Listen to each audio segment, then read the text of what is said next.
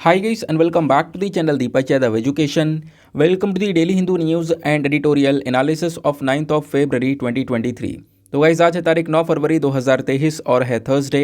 देखेंगे आज के द हिंदू कंप्लीट न्यूज़पेपर को एनालाइज करेंगे। बट लेक्चर में आगे बढ़ने से पहले अगर आप लोगों को इस लेक्चर का पीडीएफ चाहिए तो क्या करना है, सबसे पहले डाउनलोड करना है टेलीग्राम, देन उसके बाद जाके सर्च बॉक्स में टाइप करना Deepak Yadav education UPSC. As you can see guys आप लोग को ये वाला चैनल मिल जाएगा, इस पर क्लिक करना और जाकर इस चैनल को ज्वाइन कर लेना।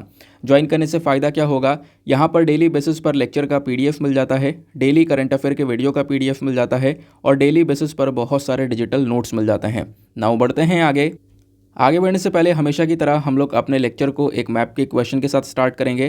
तो आज आप सभी लोगों को मैप में जाकर देखना है अर्जेंटीना को, कहाँ पर है ये एग्जैक्टली लोकेटेड, इसको अच्छे से मैप में देखना। देन उसके बाद आकर नीचे कमेंट सेक्शन में टाइप करना, जिससे कि आप लोग इसको लंबे समय तक याद रख पाओगे।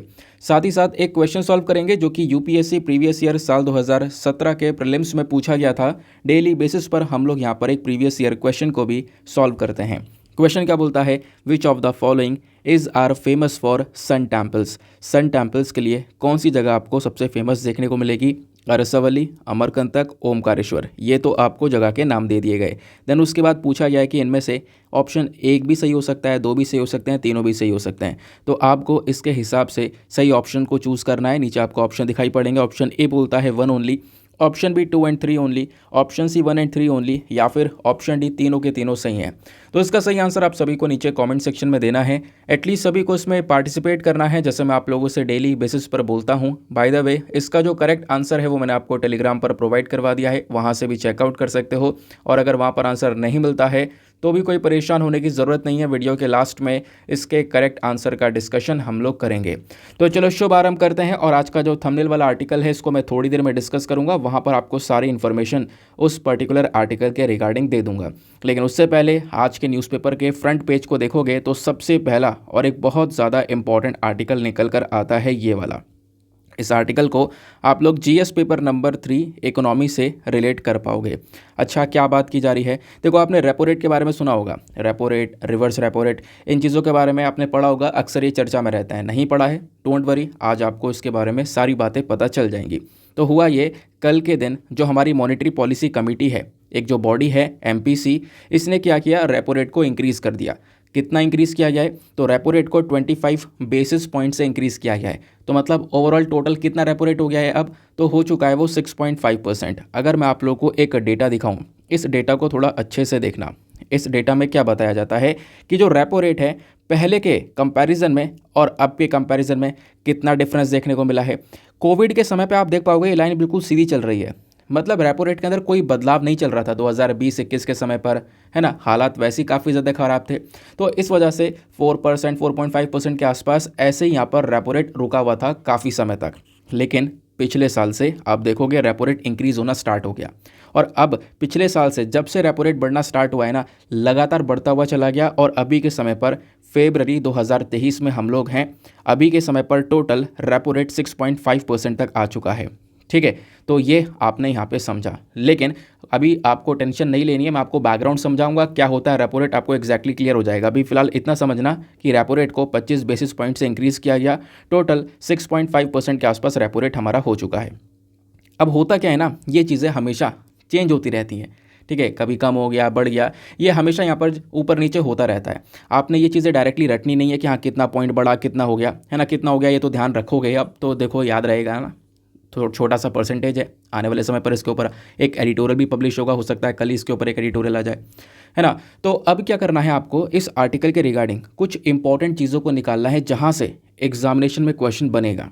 फॉर एग्जाम्पल, इस आर्टिकल से 2 रेलिवेंट चीज़ें निकल कर आती हैं। सबसे पहला तो रेपो रेट का कॉन्सेप्ट आपको क्लियर होना चाहिए, एग्जैक्टली आपको पता होना चाहिए रेपो रेट क्या है। कोई आपसे पूछ ले तो फटाफट आप बता दो। दूसरा, यहाँ पे आपको पता होना चाहिए एमपीसी मॉनेटरी पॉलिसी कमेटी के बारे में। एमपीसी एग्जैक्टली क्या है, मैं आपको बता दूं, यूपीएससी एमपीसी कमेटी के बारे में लगातार 2 बार क्वेश्चन पूछ चुका है। बहुत सिंपल से क्वेश्चन, जो भी इस कमेटी को पढ़ के जाता होगा वो 2 क्वेश्चन आराम से सॉल्व करके आया होगा। वो मैं आपको ओवरऑल सारी चीज़ें दिखाने वाला हूँ, लेकिन उससे पहले हम समझेंगे रेपो रेट के बारे में। तो एक क्लियर स्पेस लेंगे रेपो रेट को समझने के लिए। देखो हमारे पास में एक सबसे ऊपर बैंक है, कौन सी, सेंट्रल बैंक। सेंट्रल बैंक कौन सी है, रिजर्व बैंक ऑफ इंडिया। इसको हम लोग बैंकर्स ऑफ द बैंक भी बोलते हैं। सभी बैंकों को रेगुलेट करने के लिए रिजर्व बैंक ऑफ इंडिया को बनाया गया है। ठीक है, अब देखो होता यहाँ पर यह है कि मान लो जो हमारी कमर्शियल बैंक्स हैं, कौन सी कमर्शियल बैंक्स, अब कमर्शियल बैंक्स कौन सी होती हैं, जो आपकी सारी नॉर्मल बैंक्स हो गई है ना, SBI, HDFC, PNB, ये सारी की सारी आपकी कमर्शियल बैंक्स हो गई। और इधर यहाँ पर आपकी हो गई है एक सेंट्रल बैंक। सेंट्रल बैंक मतलब कि डायरेक्टली बोलूँ तो रिजर्व बैंक ऑफ इंडिया यानी कि RBI। ठीक है, अब मान लो यहाँ पर जो हमारा कमर्शियल बैंक है, कमर्शियल बैंक को पैसे की ज़रूरत है। अब पैसे की ज़रूरत है तो ये किसके पास गया, ये गया रिजर्व बैंक ऑफ इंडिया के पास में, और इससे कहा कि सर हमें इतना इतना रुपया दे दिया जाए। रिजर्व बैंक ऑफ इंडिया ने बोला कि ठीक है, आपको इतना पैसा चाहिए, हम दे रहे हैं। कमर्शियल बैंक खुश हो गया कि चलो यार मेरे पास पैसों का थोड़ा शॉर्टफॉल हो रहा था, अब मैं यहाँ पर रिजर्व बैंक ऑफ इंडिया से पैसे ले लूँगा, RBI मुझे पैसे दे रहा है। ठीक है, RBI यहाँ पर अब क्या करेगा, इसको लोन वगैरह प्रोवाइड करवा देगा। क्लियर बात हो गई। अब क्या होगा, जो कमर्शियल बैंक है वो लोन ले तो रहा है, लेकिन आपको पता है लोन लेने के बाद क्या इसी का हो गया क्या वो पैसा, नहीं, इस पैसे को चुकाना भी होगा, वापस से RBI के पास में वो पैसा जाएगा भी। जब कमर्शियल बैंक वो पैसा RBI को चुका रहा होगा तो क्या केवल वो पैसा ही देगा, नहीं ना, ब्याज भी तो देगा, इंटरेस्ट भी तो देगा, वरना RBI का क्या बेनिफिट हो गया, RBI क्यों देगा पैसा, RBI को जब कोई बेनिफिट होगा नहीं तो RBI ने समय पर पैसा तो दिया था, लेकिन जब पैसा कमर्शियल बैंक ने वापस से रिजर्व बैंक ऑफ इंडिया का लौटाया तो बिल्कुल इंटरेस्ट के साथ में, ब्याज के साथ में यहाँ पर वो पैसा दिया गया, यानी इंटरेस्ट दिया गया, ब्याज दिया गया। इसी इंटरेस्ट को बोला जाता है रेपो रेट। बस इतनी सी बात है, इसी इंटरेस्ट को रेपो रेट बोला जाता है। अब आप देखते होंगे रेपो रेट बढ़ गया घट गया, मतलब इस वाले ब्याज के स्तर को, यानी इस इंटरेस्ट रेट को RBI बढ़ाता और घटाता है। फॉर एग्जांपल अभी यहाँ पर रिजर्व बैंक ऑफ इंडिया ने इस इंटरेस्ट रेट को 25 यानी 25 बेसिस पॉइंट से इंक्रीज़ किया, लगभग 6.5% के आसपास यहाँ पर हमारा रेपो रेट हो गया है। तो इंटरेस्ट रेट बढ़ गया है, मतलब अब जब कमर्शियल बैंक वो पैसा चुकाएगा, RBI को पैसा देगा, तो अब ब्याज बढ़ा कर देगा। ठीक है, सिंपल बात हो गई। अब आपके दिमाग में एक और क्वेश्चन आ रहा होगा, क्वेश्चन ये होगा कि अच्छा इसका इम्पैक्ट मार्केट के ऊपर क्या पड़ेगा, हमारे बाजार के ऊपर क्या इम्पैक्ट पड़ने वाला है, इकोनॉमी के ऊपर क्या इम्पैक्ट पड़ेगा। देखो बहुत बड़ा इम्पैक्ट पड़ेगा। इम्पैक्ट ये पड़ेगा कि जो लोन्स वगैरह है ना, लोन है, EMI है, ये सारी की सारी चीज़ें महंगी हो जाएंगी बहुत ज़्यादा। तो आप कहोगे ऐसे कैसे, तो इस बात को ये भी समझना। देखो हुआ यह है कि सेंट्रल बैंक जो हमारा RBI है ना, इसने जो लोन के ऊपर रेट लेता था, ये इंटरेस्ट रेट लेता था, इसको बढ़ा दिया, यही रेपो रेट कहलाता है। ठीक है, लेकिन ये बताओ जो कमर्शियल बैंक है क्या वो इस ब्याज को अपने जेब से देगा, ऐसा तो नहीं है, क्योंकि कमर्शियल बैंक कैसे चल रहा है, कमर्शियल बैंक भी लोन देकर ही चल रहा है ना, लोन बहुत सारा प्रोवाइड करवाते हैं, उस लोन पर ढेर सारा यहाँ पर ये लोग इंटरेस्ट कमाते हैं। तो होगा क्या कि अब से जैसे ही यहाँ पर ये रेपो रेट इंक्रीज़ होगा, मार्केट के अंदर लोन महंगे हो जाएंगे। क्यों, क्योंकि कमर्शियल बैंक भी क्या करेगा, जो उसने लोन दे रखे हैं उसके ऊपर ज़्यादा इंटरेस्ट मांगेगा, अब ज़्यादा इंटरेस्ट पर यहाँ पर लोन देगा, तो लोन्स जो है वो महंगे हो जाएंगे, EMIs महंगी हो जाएंगी, तो मार्केट के अंदर जो मनी है उसको कंट्रोल कर लिया जाएगा, मार्केट में ज़्यादा पैसा नहीं जाएगा। इससे क्या होगा, इन्फ्लेशन यानी जो महंगाई है उसको भी यहाँ पे कंट्रोल कर पाएंगे। और इसी वजह से आपने आर्टिकल के अंदर पढ़ा होगा कि RBI ने लोन कॉस्ट को लिफ्ट कर दिया है, बढ़ा दिया है, ताकि इन्फ्लेशन को टेम किया जा सके, यानी महंगाई को टैकल किया जा सके। ठीक है, इस मार्केट सर्कुलेशन को कंट्रोल करके, मनी सर्कुलेशन को कंट्रोल करके। और वो मनी सर्कुलेशन कैसे कंट्रोल होगा वो अभी हम लोगों ने थोड़ी देर पहले ही समझा। ठीक है, क्लियर हो गया, रेपो रेट क्या होता है समझ में आ गया, याद रखोगे। अब यहाँ पे हमेशा याद रखना, कभी भूलना नहीं इस बात को। ठीक है, ऐसे ही एक रिवर्स रेपो रेट होता है। रिवर्स रेपो रेट में क्या होता है, उल्टा होता है वो। देखो अभी हम बात नहीं कर रहे हैं, चलो फिर भी मैं आपको फिर बता देता हूँ, एक छोटा सा कॉन्सेप्ट ही है। रिवर्स रेपो रेट में क्या होता है ना कि जब RBI है हमारा इधर, और इधर हमारे कमर्शियल बैंक्स हो गए, सपोज इधर SBI लिख देता हूँ अच्छा से समझने के लिए। अब आपने रेपो रेट में तो देख ही लिया था क्या होना था कि जो कमर्शियल बैंक है जो पैसा चुकाएगा तो अपना इंटरेस्ट देगा, वो रेपो रेट कहलाता था। लेकिन जब रिवर्स रेपो रेट है तो ये उल्टा हो जाएगा। तो आप कहोगे क्या RBI इंटरेस्ट देगा SBI को, हाँ, लेकिन वो किस मामले में देगा, अब इस बात को समझना। जब SBI के पास में पैसा ज़्यादा हो जाएगा, यानी कमर्शियल बैंक्स के पास में पैसा ज़्यादा है, सरप्लस मनी है, इन्होंने क्या सोचा कि पैसा हम RBI को ले जाकर जमा कर देते हैं, RBI में डिपॉजिट कर देते हैं, RBI को डिपॉजिट कर देंगे, और जब RBI से वो पैसा लेंगे तो सूद समेत इंटरेस्ट के साथ में, यानी ब्याज के साथ में लेंगे। तो वो जो इंटरेस्ट अब जब RBI के साइड से गया, सेंट्रल बैंक की साइड से कमर्शियल साइड में गया, तो यह कहलाता है रिवर्स रेपो रेट, यानी कि अब ये उल्टा हो गया है। हालांकि रिवर्स रेपो रेट आप देखोगे रेपो रेट से हमेशा कम होता है, क्योंकि यहाँ पर इनके पास में सरप्लस मनी, इन्होंने ऐसे जमा कर दिया है ना, RBI मांग नहीं रहा था। आई होप आपको यहाँ पर ये जो बात है वो थोड़ी सी क्लियर हो चुकी है ना। इसको समझने के लिए मैंने आपको थोड़ा सा सिंपल करके कोशिश की है। अब दूसरा यहाँ पे हम लोग समझेंगे मॉनेटरी पॉलिसी कमेटी आखिरकार एमपीसी क्या है। एक दूसरा पॉइंट यहाँ पे इस आर्टिकल का बचा हुआ है ना। आगे आते हैं, स्क्रीन पर नीचे देखना, आपको सारी इन्फॉर्मेशन यहाँ पर मिल जाएगी। जब हम लोग बात करते हैं मॉनेटरी पॉलिसी कमेटी की, तो इसी कमेटी ने बैठकर इस रेपो रेट के ऊपर डिस्कशन करके इसको इंक्रीज़ किया है। मॉनेटरी पॉलिसी कमेटी के बारे में कहाँ पे चर्चा की गई है? हमारे reserve bank of India act 1934 में, आरबीआई एक्ट 1934 में जो सेक्शन 45ZB है, इसके तहत यहाँ पे हमारी सेंट्रल गवर्नमेंट ने, केंद्र सरकार ने मॉनेटरी पॉलिसी कमेटी को बनाया था। मॉनेटरी पॉलिसी कमेटी में टोटल 6 मेंबर्स होते हैं, 6 मेंबर की ये बॉडी होती है। बात क्लियर हो गई। ऑब्जेक्टिव की बात करते हैं तो इसका मेन काम क्या है? मॉनेटरी पॉलिसी कमेटी का के मेन काम होता है जितने भी पॉलिसी रेट्स होते हैं, यानी वही मैंने आपको बताया, इन्फ्लेशन का जो टारगेट है वो अचीव करके चलना, यानी महंगाई को कंट्रोल करना, जो हमारे ये पॉलिसी रेट्स है, repo rate, reverse repo rate है ना, इनको यहाँ पर जारी करना, तो वो सारा काम हमारे मॉनेटरी पॉलिसी कमेटी का ही होता है। ठीक है, आगे आता है। उसके बाद जो डिसीजंस होते हैं, यानी मॉनेटरी पॉलिसी कमेटी जो बात अपनी मार्केट में दे देगा कि हाँ भाई ये इंटरेस्ट रेट इतना रहेगा या इतना रहेगा, वो सारी चीज़ें यहाँ पे सारी बैंक्स को फॉलो करनी होती हैं। अब क्वेश्चन ये आता है कि आपने अभी ये बताया एमपीसी के अंदर टोटल 6 मेंबर्स होते हैं, हाँ बताया। अब वो 6 मेंबर्स कौन कौन से होते हैं ये बात भी ध्यान रखना, आपसे डायरेक्टली यहाँ पे एग्जामिनेशन के अंदर क्वेश्चन बन जाएगा।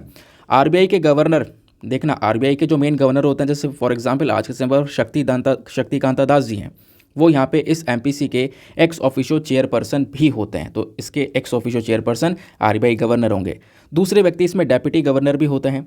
और फिर उसके बाद में इस बैंक का, आरबीआई का बैंक का यहाँ पर एक ऑफिसर भी देखने को मिलेंगे जिसको हमारा सेंट्रल बोर्ड अपॉइंट करेगा। तो ये तो हो गए 3 मेंबर्स। बाकी 3 और लोगों को अपॉइंट किया जाता है, वो हमारी केंद्र सरकार अपॉइंट करती है, उनके नॉलेज के बेसिस पर कि कितनी ज़्यादा इकोनॉमी की नॉलेज है, इकोनॉमिक्स की नॉलेज है, उसके बेसिस पर यहाँ पे बाकी 3 लोगों को अपॉइंट किया जाता है। ठीक है, अब दूसरा क्वेश्चन आपसे अगर सवाल बन जाए कि मॉनेटरी पॉलिसी कमेटी क्या क्या चीज़ों को देखती है, इसके अंडर में क्या क्या चीज़ें आती हैं, तो ये पॉइंट्स बता रहा हूँ, इन पॉइंट्स को बस खाली देख लेना। रेपो रेट भी यहाँ पर इसको लेकर डिसीजन मॉनेटरी पॉलिसी कमेटी का है। रेपो रेट क्या होता है मैंने आपको बता रखा है ना। फिर उसके बाद में standing deposit facility rate, marginal standing facility rate, liquid adjustment facility, LAF corridor, then उसके बाद main liquidity management tool, fine tuning operation, reverse repo rate, bank rate, then उसके बाद कैश रिजर्व रेशियो, फिर उसके बाद में statutory liquidity ratio, open market operations, ये सारे के सारे यहाँ पर जितने भी इंस्ट्रूमेंट्स हैं ये सारे मॉनेटरी पॉलिसी के हैं। मॉनेटरी पॉलिसी इन सब चीज़ों को लेकर काम करती है, ध्यान रखना। तो कहोगे इतने पॉइंट्स ध्यान रखने ज़रूरी हैं, बिल्कुल ज़रूरी है। क्वेश्चन आपसे बन सकता है, कैसे? तो टेस्टिंग करते हैं। यूपीएससी ने 2015 में आप देखोगे डायरेक्टली ऐसा ही एक प्रश्न पूछ लिया था। प्रश्न क्या था? With reference to Indian economy, Bharat की अर्थव्यवस्था के रेफरेंस में आपको 4 पॉइंट्स दिए गए, bank rate, open market operation, public debt और पब्लिक रेवेन्यू। और आपसे पूछा गया, क्या पूछा गया देखना, बहुत इंटरेस्टिंग सा क्वेश्चन है। पूछा यह गया कि इन चारों में से which of the above is are the components of monetary policy, इन चारों में से मॉनेटरी पॉलिसी के कौन से कॉम्पोनेंट्स या कौन से इंस्ट्रूमेंट हैं। तो आपने अभी मैंने सारे के सारे जितने कॉम्पोनेंट्स हैं वो सब पीडीएफ में दे दिए, आपने देख लिए है ना। तो इसमें अगर आप देखोगे बैंक रेट और ओपन मार्केट ऑपरेशंस, ये दोनों के दोनों कंपोनेंट्स हैं एमपीसी के, मतलब हमारा जो ऑप्शन है वो 1 और 2 होना चाहिए। तो ऑप्शन को एक बार देख लेते हैं, हाँ बिल्कुल प्रेजेंट है यहाँ पर, ऑप्शन सी आप देखने को मिलेगा 1 और 2, तो ये हमारा सही उत्तर है। क्योंकि अभी जो कंपोनेंट्स बड़े थे, ना ही वहाँ पर पब्लिक डेट था, ना ही वहाँ पर पब्लिक रेवेन्यू था। ठीक है, बात क्लियर हो गई। अब देखो ऐसे ही यहाँ पर एक और क्वेश्चन पूछा गया, ये तो मैंने अभी 2015 का क्वेश्चन दिखाया था। अब 2017 का क्वेश्चन देखो, यहाँ पर भी मॉनेटरी पॉलिसी कमेटी के रिगार्डिंग, ध्यान रखना एमपीसी के रिगार्डिंग आपको 3 स्टेटमेंट्स दिए गए हैं। बताना यह था कौन सा स्टेटमेंट सही है। पहला स्टेटमेंट, जो ये एमपीसी बॉडी है ना, ये क्या करती है, आरबीआई के जितने भी इंटरेस्ट रेट्स होती हैं उन सब का डिसीजन लेती है ना। और ये सही बात है, अभी हमने पढ़ा था, जितने इंटरेस्ट रेट वगैरह होते हैं उन सब का डिसीजन यहाँ पर एमपीसी लेती है। दूसरा स्टेटमेंट बोलता है ये 12 मेंबर की बॉडी है, यहाँ तो आगे पढ़ने की ज़रूरत ही नहीं है, यही मामला ख़त्म हो जाता है। जैसे ही यहाँ पे लिखा हुआ है 12 मेंबर की बॉडी, वहीं से आप कह सकते हो स्टेटमेंट रॉन्ग है, क्योंकि अभी हमने पढ़ा इसके अंदर टोटल 6 मेंबर्स होते हैं, है ना। दूसरा यहाँ पे ये किसके अंडर में फंक्शन करती है, under the chairmanship of union finance minister, ऐसा नहीं है। आपको पता है, मैंने आपको बताया आरबीआई के जो गवर्नर है वही यहाँ पर इसके एक्स ऑफिशियो चेयरपर्सन है, तो ये कहीं ना कहीं हमारा थर्ड स्टेटमेंट भी गलत हो जाएगा। तो केवल और केवल जो हमारा ऑप्शन ए जो है ना, सॉरी स्टेटमेंट ए जो है वो बिल्कुल सही है। तो अगर आप ऑप्शंस को देखोगे तो option 1 is the correct answer. तो ऐसे सवाल यहाँ पर बन जाते हैं। मज़ा आ गया, क्लियर हो गया सब कुछ। चलो आते हैं उसके बाद नेक्स्ट आर्टिकल पर। ना दोस्तों, अगले आर्टिकल पर बढ़ने से पहले मेक श्योर करना वीडियो पे जो लाइक का बटन है उसको प्रेस कर देना। हमारा एक छोटा सा टारगेट है 5K प्लस लाइक्स का, जिसको आप अचीव करवा सकते हो। साथ ही साथ में मेरे साथ में इंस्टाग्राम पे कनेक्ट कर सकते हो। इंस्टाग्राम पे जाना, सर्च बॉक्स में टाइप करना दीपक यादव एजुकेशन, आपको ये प्रोफाइल मिलेगा। 11,000 से ज़्यादा लोग वहाँ पर जुड़े हुए हैं मेरे साथ में, आप भी जाकर पर्सनली जुड़ सकते हो। ना ये आता है हमारा अगला आर्टिकल। देखो, पिछले 2-3 दिनों से इस आर्टिकल की काफ़ी ज़्यादा चर्चा हो रही है, तो आज सोचा यहाँ पर डिस्कस किया जाए। क्या बात की जा रही है कि जुपिटर ने अभी सैटर्न को पीछे छोड़ दिया है सबसे ज़्यादा मून होने वाली कैटेगरी में। मतलब कि जितने हमारे प्लैनेट्स आपको देखने को मिलेंगे ना, कुछ प्लैनेट्स ऐसे हैं जिनके पास में चंद्रमा देखने को मिल गया। जैसे कि हमारी पृथ्वी के पास में एक चंद्रमा है, वैसे ही जुपिटर की अगर हम लोग बात करें तो जुपिटर के पास में आज के समय में सबसे ज़्यादा चंद्रमा है ना। और सैटर्न को इस बेसिस पर पीछे छोड़ दिया। आपसे यूपीएससी ने आज से कई साल पहले एक क्वेश्चन पूछा था कि कौन से प्लेनेट के पास में सबसे ज़्यादा चंद्रमा है। उसमें सैटर्न जुपिटर दोनों देखने को मिला करते थे ऑप्शन के अंदर में। तो उस समय तो वो सैटर्न था, बट आज के समय पर ये सिचुएशन बदल चुकी है। जुपिटर ने सैटर्न को पीछे छोड़ दिया है और जुपिटर के पास में सबसे ज़्यादा चंद्रमा देखने को मिलेंगे। ये बातें डिस्कवर की गई हैं टेलीस्कोप से। तो हम डिस्कस करेंगे सारे के सारे रेलिवेंट कॉन्सेप्ट्स को, समझेंगे रिगार्डिंग जुपिटर और साथ ही साथ में समझेंगे इन मून्स के बारे में। तो स्क्रीन पर नीचे आप लोग देख सकते हो, ये क्लियर इन्फॉर्मेशन आपको मिलेगी इस पूरे आर्टिकल के रिगार्डिंग। तो हुआ क्या कि जो हमारे एस्ट्रोनॉमर्स हैं उन्होंने हाल ही में देखा कि जो 12 नए चंद्रमा हैं, 12 नए चंद्रमा जुपिटर के आसपास हैं, ठीक है। और इन 12 चंद्रमा को ऐड कर दिया गया और इसी के साथ में जुपिटर के पास में टोटल आज के समय में 92 मून्स हो चुके हैं। कितने? 92 चंद्रमा हो चुके हैं, जबकि सैटर्न के पास में केवल 83 मून्स हैं। तो आपसे क्वेश्चन बने, कौन सा ऐसा प्लैनेट है जिसके पास में सबसे ज़्यादा मून है? ध्यान रखना, फर्स्ट नंबर पर जुपिटर है, सेकंड नंबर पर सैटर्न है। ये जो मून डिस्कवर करे गए हैं जुपिटर के पास में, ये एक टेलीस्कोप का यूज़ करके डिस्कवर करे गए हैं। और कहाँ से डिस्कवर करे गए? हवाई और चिली। हवाई 2021 में, चिली 2022 में। यहाँ पे टेलीस्कोप का यूज़ करके इन मून्स को डिस्कवर किया गया। इन मून्स का जो साइज़ है ना, वो लगभग 1 से 3 किलोमीटर का साइज़ देखने को मिलेगा, ऐसा बताया जा रहा है। बाकी जुपिटर पर हमने आने वाले समय में अलग अलग मिशंस को लॉन्च करने का टारगेट रख रखा है। जैसे यूरोप की स्पेस एजेंसी है, उन्होंने यहाँ पर जुपिटर पर एक स्पेसक्राफ्ट लॉन्च करने का टारगेट रख रखा है। ऐसे ही आपको पता होगा, अभी एक ऑलरेडी मिशन जारी है नासा का, ल्यूसी मिशन। ल्यूसी मिशन को ही मैंने कुछ दिन पहले पढ़ाया था, याद होगा। ल्यूसी मिशन का टारगेट क्या है? जुपिटर पर नहीं जाना, लेकिन जुपिटर का जो ऑर्बिट होता है, सपोज यहाँ पर यह है जुपिटर, इसका जो ऑर्बिट है, इस ऑर्बिट पर यहाँ पे जो एस्टेरॉइड्स होते हैं ना, जो यहाँ पर बड़े बड़े पत्थर हैं, उस पर जाकर और उस पर जाके रिसर्च करना, इस प्रकार का ये ल्यूसी मिशन है। अभी मैंने आपको पढ़ाया था, याद होगा, कुछ दिन पहले। तो नासा का वो मिशन है ल्यूसी मिशन। तो मतलब जुपिटर पर कुछ मिशंस हमने लॉन्च कर दिए हैं और आने वाले समय पर कुछ और मिशन है जो कि जुपिटर पर लॉन्च होने वाले हैं। 2023-24 का हमारा टारगेट है कुछ और मिशंस लॉन्च करने का। जुपिटर और सैटर्न के अलावा अगर आपसे कोई पूछा जाए कि और कौन कौन से प्लैनेट हैं जिनके पास में सबसे ज़्यादा मून्स हैं, तो यूरेनस के पास में आपको टोटल 27 मून देखने को मिलेंगे, नेपच्यून के पास में 14, मार्स के पास में 2 और हमारी पृथ्वी के पास में 1 मून देखने को मिल जाता है। जबकि वीनस और मरकरी के पास में कोई भी मून नहीं है, ठीक है ना। तो ये भी एक डेटा हम लोग को मिलता है। नाउ क्वेश्चन यहाँ पर यह है कि जुपिटर के बारे में थोड़ा डिस्कस करेंगे, फैक्ट्स को हम लोग जानेंगे। जब हम लोग बात करते हैं प्लैनेट्स की ना, तो आपको पता है बीच में सन है, उसके बाद लाइन से प्लैनेट देखोगे तो 5वें नंबर पर आने वाला जो ग्रह है वो जुपिटर है। और हमारे पूरे सौर मंडल का, पूरे सोलर सिस्टम का सबसे बड़ा ग्रह जुपिटर ही है। ये बिल्कुल सिंपल सी बात है, ठीक है ना। जुपिटर, सैटर्न, यूरेनस, नेपच्यून, ये जो 4 आपको प्लैनेट्स देखने को मिलते हैं, इनको हम लोग क्या बोलते हैं? जोवियन प्लैनेट्स या फिर गैस जाइंट प्लैनेट। आपसे क्वेश्चन बन सकता है, डायरेक्टली आपसे पूछा जाएगा what are the Jovian planets या गैस जाइंट प्लैनेट्स, और नीचे नीचे आपको कुछ प्लैनेट्स के नाम दे दिए जाएंगे कन्फ्यूज़ करने के लिए। तो ध्यान रखना, अगर आपको ये 4 नाम पता है तो आप आराम से इसको टैकल कर पाओगे। तो जुपिटर, सैटर्न, यूरेनस, नेपच्यून, ये जोवियन और गैस जाइंट प्लैनेट्स कहलाते हैं। यहाँ का जो एटमॉस्फेयर है वो काफ़ी ज़्यादा मोटा देखने को मिलता है। एटमॉस्फेयर में हीलियम, हाइड्रोजन, मतलब एटमॉस्फेयर काफ़ी भारी देखने को मिलता है। वहाँ का वातावरण हीलियम, हाइड्रोजन जैसी चीज़ें बहुत ज़्यादा वहाँ पर पाई जाती हैं। जुपिटर का आपने देखा होगा अगर स्ट्रक्चर, तो वहाँ पे एक बड़ा कलर का ग्रेट सा रेड स्पॉट देखने को मिलता है। एक रेड सा स्पॉट वहाँ पर देखने को मिलता है, जो कि रिसेंटली रिसर्चर्स ने ये बताया था कि वो जो लाल कलर का स्पॉट है ना, वो एक बहुत बड़ा स्टॉर्म है, बहुत बड़ी आंधी है जुपिटर के ऊपर में, और वो पूरी पृथ्वी से भी बड़ा यहाँ पर स्टॉर्म कहलाता है। ऐसी बात यहाँ पर बताई गई है, ठीक है ना। जुपिटर, अगर हम बात करें इसके रोटेशन की, तो हर 10 घंटे में एक रोटेशन ये कर लेता है। रोटेट की बात कर रहा हूँ, ठीक है ना, ऑर्बिट की बात नहीं कर रहा हूँ, रोटेशन की बात कर रहा हूँ। अपने ऑर्बिट पर ही घूम रहा है वो, तो हर 10 घंटे में एक रोटेशन उसका पूरा हो जाता है। लेकिन सन का यानी सूरज का एक चक्कर मारने में उसको पूरे के पूरे 12 साल लगते हैं, ऐसा यहाँ पर बोला गया। जुपिटर के पास में मून्स के बारे में ऑलरेडी डिस्कस कर चुके हैं। बाकी जुपिटर के पास में जितने भी ये 90+ मून्स हैं ना, इनमें से 4 सबसे बड़े मून कौन कौन से हैं, वो है लो, यूरोपा, गैनेमेड, देन उसका कैलिस्टो। ये 4 यहाँ पे सबसे बड़े मून्स हैं जो कि जुपिटर पर प्रेजेंट हैं।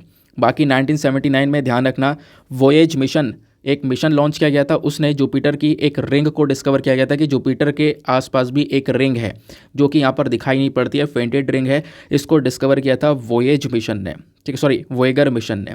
कब? 1979 में। तो ये बात है, सारे के सारे रेलिवेंट फैक्ट्स हो गए, ठीक है। अब आपसे कहीं पर भी क्वेश्चन बनता है, चाहे वो वनडे एग्जामिनेशन हो, चाहे वो यूपीएससी हो, बहुत आराम से आप हैंडल कर पाओगे। नेक्स्ट आर्टिकल पर आते हैं ना दोस्तों। अगला आर्टिकल वेरी वेरी इंपॉर्टेंट। इस आर्टिकल को GS paper number 3 science and tech के पॉइंट ऑफ व्यू से आप लिंक कर पाओगे। क्या बात की जा रही है? जो गगनयान मिशन हम लोग जल्द ही लॉन्च करने वाले हैं, इस गगनयान मिशन के लिए कुछ ट्रायल्स वगैरह कंडक्ट किए जा रहे हैं, ट्रायल्स वगैरह किए जा रहे हैं, टेस्टिंग की जा रही है, ये आप लोग देख पा रहे होंगे, है ना। तो हमारा जो इसरो है, ये जो क्रू मॉड्यूल है, ये एक ऐसा मॉड्यूल है, एक ऐसा बॉक्स कह सकते हो जिसके अंदर लोग बैठकर अंतरिक्ष में जाने वाले हैं, अंतरिक्ष की सैर करने वाले हैं, ठीक है ना। तो इसकी जो टेस्टिंग वगैरह वो की जा रही है कि कैसे यहाँ पर ये पानी में तैरेगा, क्योंकि ये जो उतरेगा ना तो पानी पे ही उतरेगा, तो कैसे फ्लोट करेगा, कैसे हम इसको रिकवर कर पाएंगे जिसमें यहाँ पे लोग बैठे हुए होंगे। तो उसका जो टेस्टिंग है वो यहाँ पर किया गया है, क्योंकि ओवरऑल जो सेफ़ रिकवरी हमारे लिए वो बहुत इंपॉर्टेंट है। हम लोग यहाँ पे अंतरिक्ष में इनको भेज तो देंगे, लेकिन वापस से लैंड करवाना और सेफली लैंड करवाना सबसे इंपॉर्टेंट पार्ट है, उसके ऊपर काम चल रहा है और ये ट्रायल्स कंडक्ट कर लिए गए हैं। इस वजह से गगनयान मिशन चर्चा में है। और डिस्कस करते हैं क्या है गगनयान मिशन एग्जैक्टली। देखो दोस्तों, बहुत सिंपल तरीके से मैं आप लोग को ये मिशन समझाऊंगा, यानी आज से पहले अगर समझने की कोशिश की होगी तो उससे कहीं गुना ज़्यादा आसान तरीके से आपको ये क्लियर हो जाएगा, ठीक है। तो अभी मैंने आपको जो पिक्चर में क्रू मॉड्यूल दिखाया था ना, जिसको पानी पर तैराकर टेस्टिंग की जा रही है, वो क्रू मॉड्यूल ऐसा दिखाई पड़ता है एक डायग्रामेटिक पोजीशन में। तो यहाँ पे क्या है, हम लोग 3 लोगों को भेजेंगे इस प्रकार से मॉड्यूल के अंदर में, एक बॉक्स में, या फिर आप कह सकते हो एक कमरा कह सकते हो, इसके अंदर बैठाकर। लेकिन इस क्रू मॉड्यूल में हम लोग क्या करेंगे, सर्विस मॉड्यूल को जोड़ देंगे। दोनों को जोड़कर कुछ इस प्रकार से दिखाई पड़ेगा। इस पूरे पोर्शन को हम अपने रॉकेट में आगे रख देंगे ऊपर की साइड में, क्योंकि यही रॉकेट तो इवन अंतरिक्ष में जाएगा। रॉकेट जाएगा अंतरिक्ष में और इस मॉड्यूल को उठाकर अंतरिक्ष में डाल देगा, और ये अंतरिक्ष की सैर करते हुए फिर धीरे धीरे नीचे उतरने लगेंगे। कैसे? ऐसा देखने में तो आसान लग रहा है, लेकिन समझते हैं कैसे यहाँ पर ये सारा काम होगा, ठीक है ना। हम लोग कहाँ गए? हाँ, ये तो हमने डिस्कस कर लिया। ये अच्छा, ये कुछ अलग से पिक्चर्स लगी हुई हैं, डोंट वरी।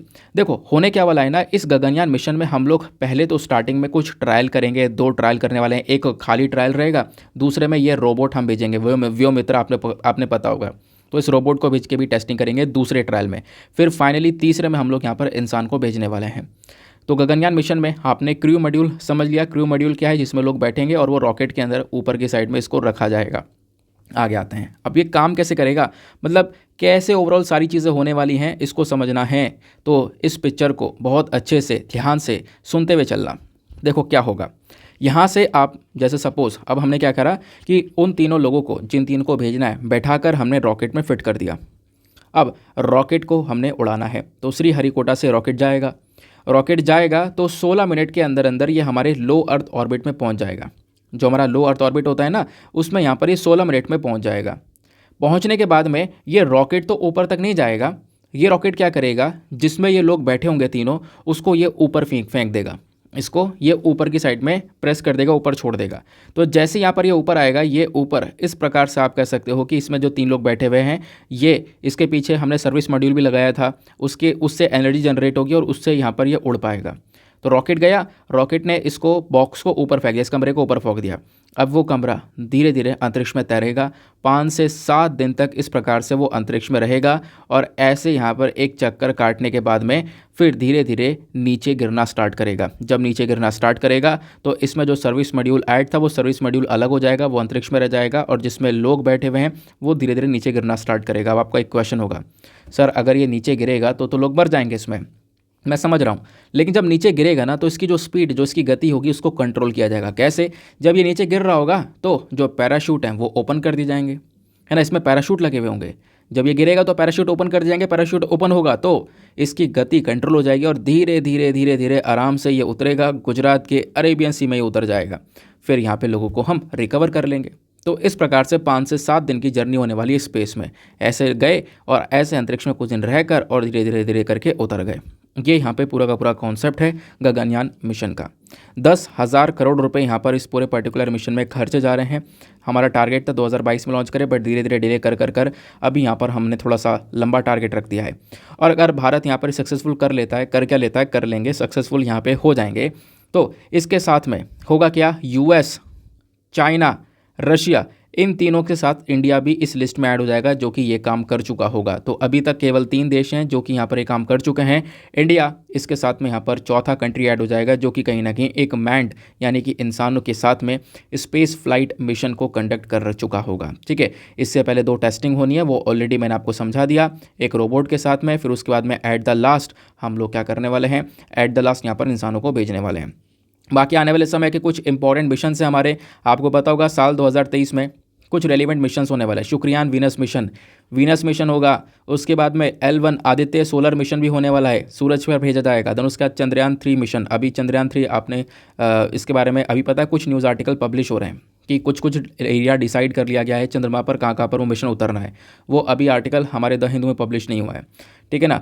कल मैंने देखा था, कल शायद हिंदुस्तान टाइम्स के अंदर वो आर्टिकल जो आया था। चलो मैं आपको बता दूंगा उसके बारे में, कोई रेलिवेंट इन्फॉर्मेशन आती है तो, ठीक है ना। तो फिलहाल इतनी सी बात ध्यान रखना, आगे आते हैं ना, अगले आर्टिकल पर आते हैं। अगला आर्टिकल काफ़ी रेलिवेंट होने वाला है। इंडिया ने यूएई और फ्रांस दोनों को ज्वाइन कर लिया है for trilateral on clean energy. जो क्लीन एनर्जी है ना, कि हम लोग ऐसी एनर्जी को जनरेट करें जिससे कोई प्रदूषण, जिससे कोई पोल्यूशन वगैरह ना हो, उस पर्टिकुलर कॉन्सेप्ट के लिए इंडिया ने यूएई और फ्रांस को ज्वाइन कर लिया है। तो मतलब एक ट्राइलेटरल जो फोरम है वो तैयार हो चुका है, 3 देशों का ग्रुप तैयार हो चुका है जहाँ पर यूएई, फ्रांस और इंडिया तीनों साथ में मिलकर काम करने वाले हैं, ठीक है ना। और खासकर किन किन चीज़ों को लेकर काम करेंगे, कैसे कोलैबोरेट करेंगे, इसको लेकर ढेर सारी इन्फॉर्मेशन अवेलेबल है, वो सब हम लोग पॉइंट्स के फॉर्म में डिस्कस करेंगे। तो स्क्रीन पर नीचे आप लोग देखते हुए चलना, आपको सारी की सारी जो इन्फॉर्मेशन है वो यहाँ पर मिल जानी है। तो इंडिया, फ्रांस और यूएई तीनों का ट्राइलेटरल इनिशिएटिव आखिरकार क्या है, तो तीनों देशों ने मिलकर अभी रिसेंटली अग्री किया है कि साथ में मिलकर हम काम करेंगे और खासकर न्यूक्लियर और सोलर एनर्जी के मामले में काम किया जाएगा। और न्यूक्लियर सोलर एनर्जी के साथ साथ जो क्लाइमेट चेंज जैसी प्रॉब्लम है, जैसे लगातार पोल्यूशन होना, टेम्परेचर का इंक्रीज़ होना, उन चीज़ों को टैकल करेंगे और जो हमारी बायोडाइवर्सिटी होती है, जो हमारा एनवायरनमेंट है, उसको प्रोटेक्शन देने का काम करेंगे। तो ये कुछ टारगेट्स रखे हैं इन तीनों देशों ने साथ में मिलकर। और ये जो आइडिया है ना पार्टनरशिप का, ये सबसे पहली बार डिस्कस किया गया था न्यूयॉर्क के अंदर, एक मीटिंग चल रही थी उस दौरान में। तो यूनाइटेड नेशन जनरल असेंबली सितंबर 2022 की मीटिंग के दौरान यहाँ पर ये आइडिया आप कह सकते हो पहली बार डिस्कस किया गया था। नाउ अभी जो रिसेंटली इन तीनों देशों ने मिलकर डिस्कशन किया है, एक ट्राइलेटरल इनिशिएटिव को चलाया है, इसके मेजर हाइलाइट्स क्या हैं उसको समझते हैं। तो इन तीनों देशों का मेजर टारगेट है कि हम लोग साथ में मिलकर कोऑपरेट करें अलग अलग मामले में, खासकर एनर्जी के फील्ड में, सोलर एनर्जी, न्यूक्लियर एनर्जी के ऊपर ज़्यादा फोकस करें, क्लाइमेट चेंज से कैसे लड़ा जा सकता है, कैसे हम अपने एनवायरनमेंट को प्रोटेक्शन दे सकते हैं, कैसे इंडियन ओशन रीजन को और ज़्यादा सिक्योर बनाया जा सकता है, उसको लेकर ये 3 देश मिलकर अभी काम कर रहे हैं। दूसरा यहाँ पे मेजर हाईलाइट है, तीनों देशों ने मिलकर अग्री कर लिया है, हम साथ में मिलकर क्या करेंगे, कोई भी इन्फेक्शियस डिजीज़ वाली कोई भी सिचुएशन आती है, यानी कि कोई बीमारी फैलती है, तो उसको साथ में मिलकर काउंटर करेंगे। जैसे हमने कोविड-19 को काउंटर किया, साथ में मिलकर हेल्थ के मामले में मिलकर काम करने वाले हैं, है ना। दूसरा जैसे अलग अलग प्रोग्राम्स जो हैं वो यहाँ पे चलाने वाले हैं, ग्लोबल हेल्थ ऑर्गेनाइजेशंस को प्रमोट करेंगे। अपनी जो कॉपरेशन है, देखो अलग अलग बॉडीज़ हैं ना, World Health Organization, Gavi alliance, उसके बाद में ग्लोबल फंड, इस प्रकार से अलग अलग ऑर्गेनाइजेशंस देखने को मिलती हैं जो कि हेल्थ को लेकर काम करती हैं। तो इनमें भी यहाँ पर ये मेंबर्स है, तो इनका कहना यहाँ पर यह है कि हम इन पर्टिकुलर ऑर्गेनाइजेशन में भी साथ में मिलकर चलने वाले हैं ताकि हेल्थ को और अच्छे से प्रमोट किया जा सके। दूसरी बात, तीनों देशों ने मिलकर एक चीज़ के ऊपर और अग्रीमेंट किया कि हम लोग कोऑपरेट करेंगे मैंग्रोव अलायंस फॉर क्लाइमेट के बेसिस पर भी। यानी आपको पता होगा, मैंने इस मैंग्रोव वाले ग्रुप के बारे में अभी 2-4 दिन पहले पढ़ाया था।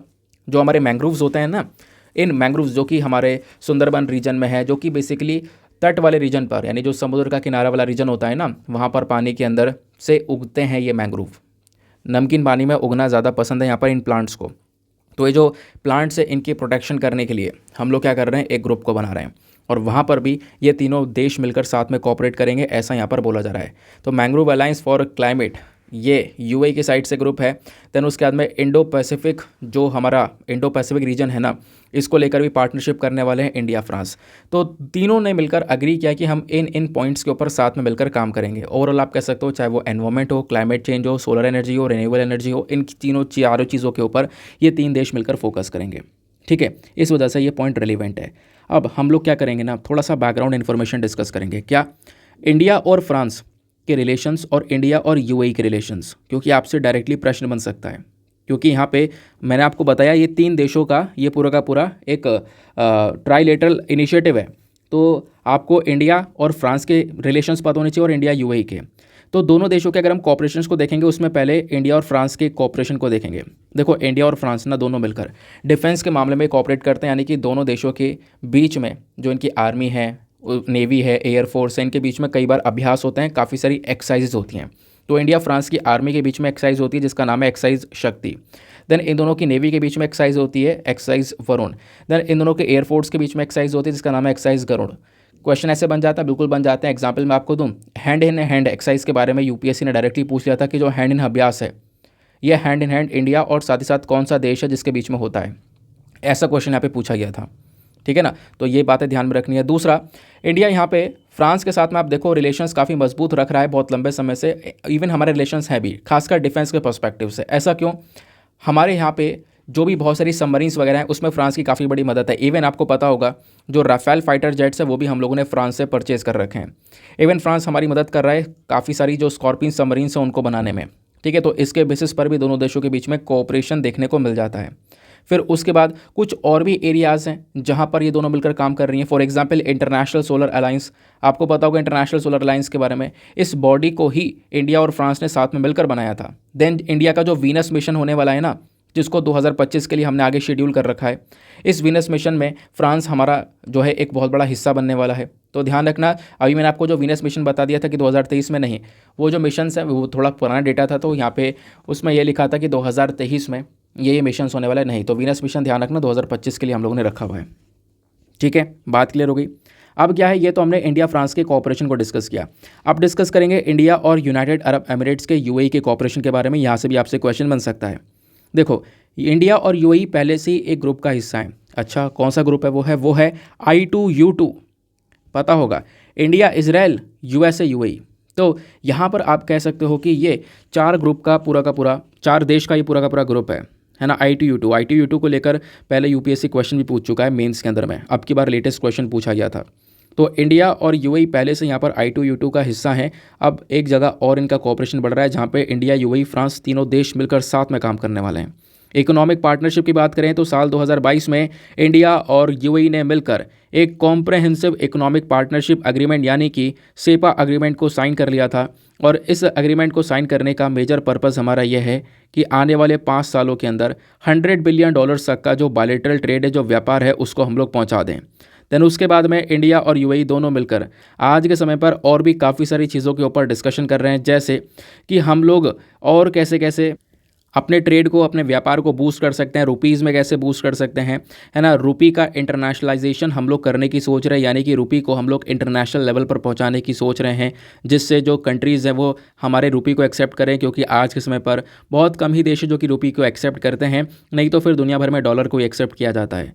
देन उसके बाद में यूएई आज के समय में तो नहीं, साल 2021-22 के समय में UAE second largest export destination था इंडिया का। हम काफ़ी कुछ एक्सपोर्ट करते हैं यूएई को और काफ़ी कुछ इंपोर्ट भी करते हैं, तो व्यापार इनका अच्छा खासा होता है। बट जो हमने पिछले साल ये अग्रीमेंट किया है ना, सेपा एग्रीमेंट, इसके माध्यम से हमारा टारगेट है कि आने वाले 5 सालों में हम अपने व्यापार को $100 बिलियन तक का पहुँचा दें। बाकी दोनों देशों के बीच में काफ़ी सारी जगह पर दोनों साथ में मिलकर काम करते हैं। फॉर एग्जांपल जैसा आतंकवाद वगैरह है उससे लड़ने में दोनों साथ में मिलकर कोऑपरेट करते हैं। देन इन दोनों के बीच में भी एक अभ्यास होता है, ध्यान रखना, दोनों देशों के बीच में इंडिया यूएई की एयर फोर्सेस के बीच में एक कॉम्बैट एक्सरसाइज होती है जिसका नाम है डेजर्ट ईगल 2। क्वेश्चन बन जाए, डेजर्ट ईगल 2 नाम का एक अभ्यास है, ये कौन कौन से देशों के बीच में होता है? तो India UAE is the correct answer. ठीक है, तो ऐसे सवाल बन जाते हैं ग्रुपिंग को लेकर। ध्यान रखना, आपसे क्वेश्चन बन सकता है कि इंडिया, फ्रांस, यूएई, इन तीनों का जो ट्राइलेटरल इनिशिएटिव है, इसको लेकर आपसे सवाल बन सकता है। जैसे I2U2 को लेकर यूपीएससी ने 2022 में एक सवाल पूछ लिया था। ठीक है, आगे आते हैं नेक्स्ट आर्टिकल पर। हमारे पास एक और न्यूज़ आर्टिकल है, इसको आप लोग GS paper number 3 science and technology से लिंक कर पाओगे। क्या बात की जा रही है, जो जादवपुर यूनिवर्सिटी है, इनकी जो टीम है, इन्होंने एक pollution map based on road side dust को यहाँ पर तैयार किया है। मैं आपको बता दूँ, जो रोड पर डस्ट पड़ी होती है ना, उसको कलेक्ट कर कुछ यहाँ पे नई रिसर्च की गई है और कुछ नए प्रकार का जो पोल्यूशन है ना, मैग्नेटाइट पोल्यूशन, वो देखने को मिला है। तो मैग्नेटाइट पोल्यूशन क्या होता है वो आपको पता होना चाहिए, क्योंकि आपसे यूपीएससी के अंदर डायरेक्टली सवाल बन सकता है। है ना। तो ये छोटा सा आर्टिकल था बट इसके कुछ रेलिवेंट फैक्ट्स हैं, और मैं आपको कवर करवा देता हूँ। स्क्रीन पर नीचे बस देखना आपका काम हो जाएगा। स्क्रीन पर नीचे के सारे फैक्चुअल डेटा आपको देखने को मिल जाता है। मैग्नेटाइड पॉल्यूशन ये क्या होता है, ये कॉन्सेप्ट्स आपको पता होना चाहिए। एग्जामिनेशन के अंदर डायरेक्टली सवाल बन सकता है।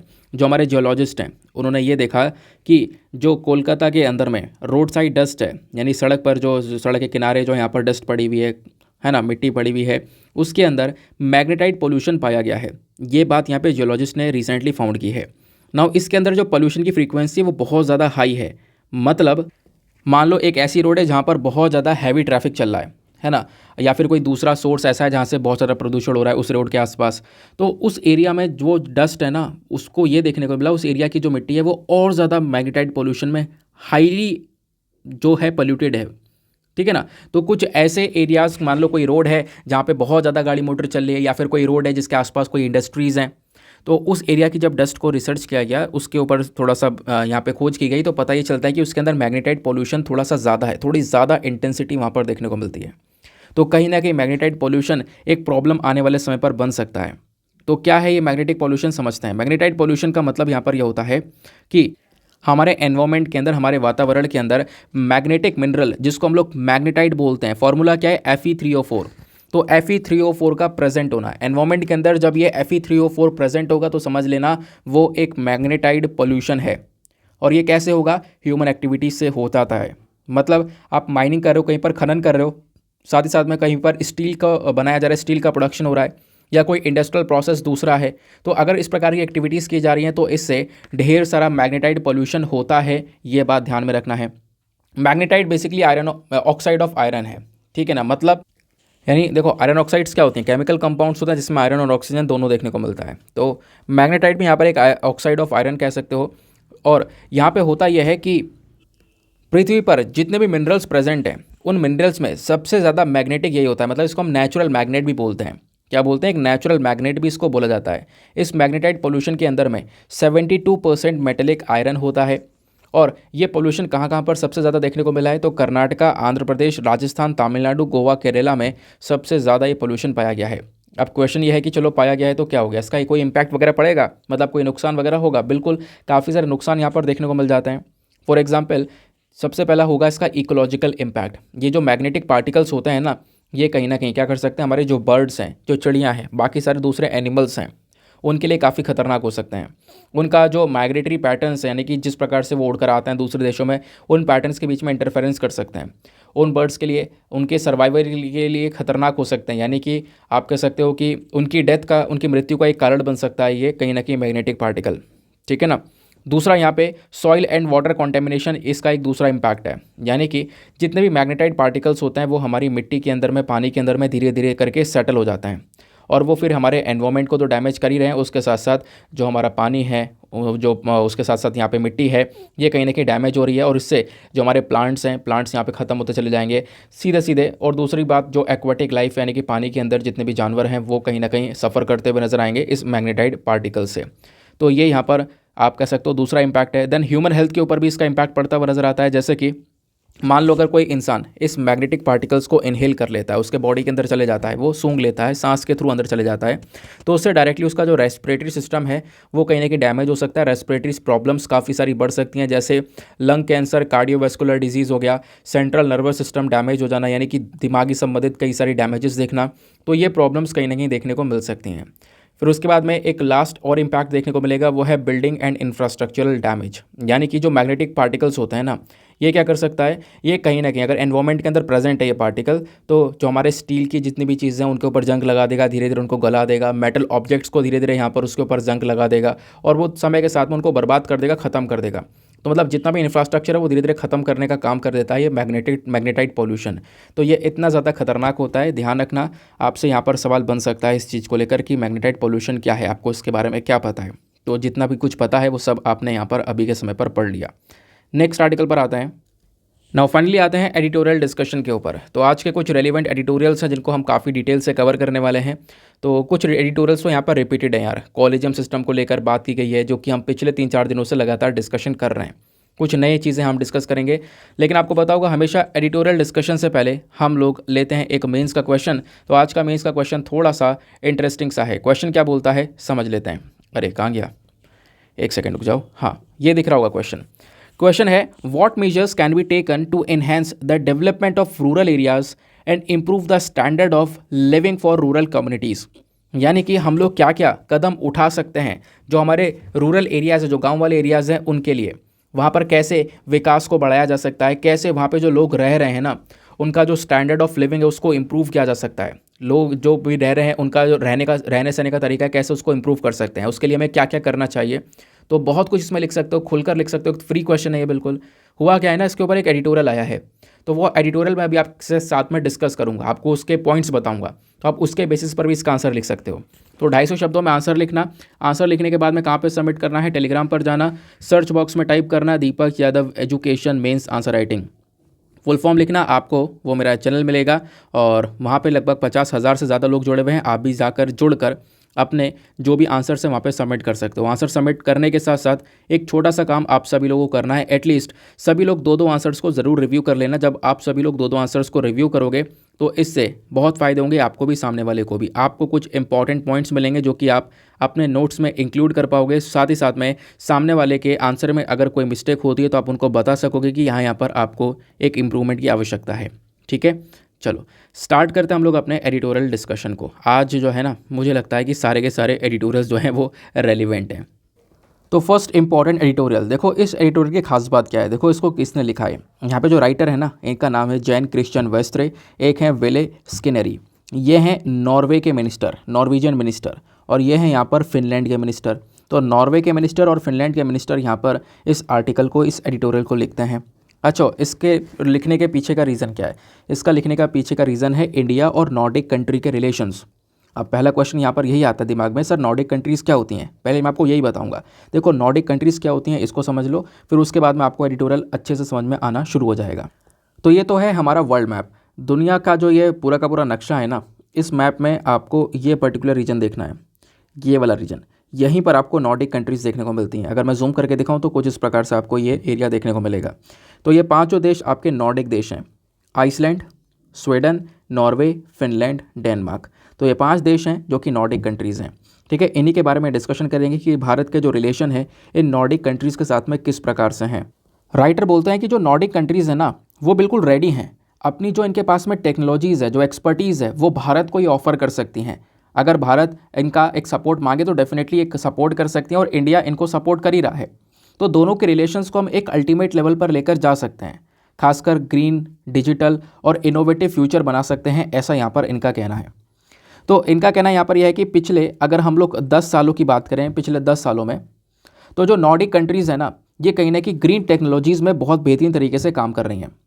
ठीक है, साथ में अगर हम देखें तो अगर हम इंडिया और नॉर्डिक्स को, इन दोनों मिला दें, यानी नॉर्डिक ग्रुप को और भारत को मिला दें, तो कहीं ना कहीं ग्रीन एनर्जी ट्रांजिशन में हमें कोई नहीं रोक सकता। यानी ग्रीन एनर्जी के मामले में हम लोग एक बहुत बड़ा बदलाव लेकर आ सकते हैं, और उसकी चीज़ की, उस बदलाव की दुनिया भर को ज़रूरत है, दुनिया को नीड है उसकी।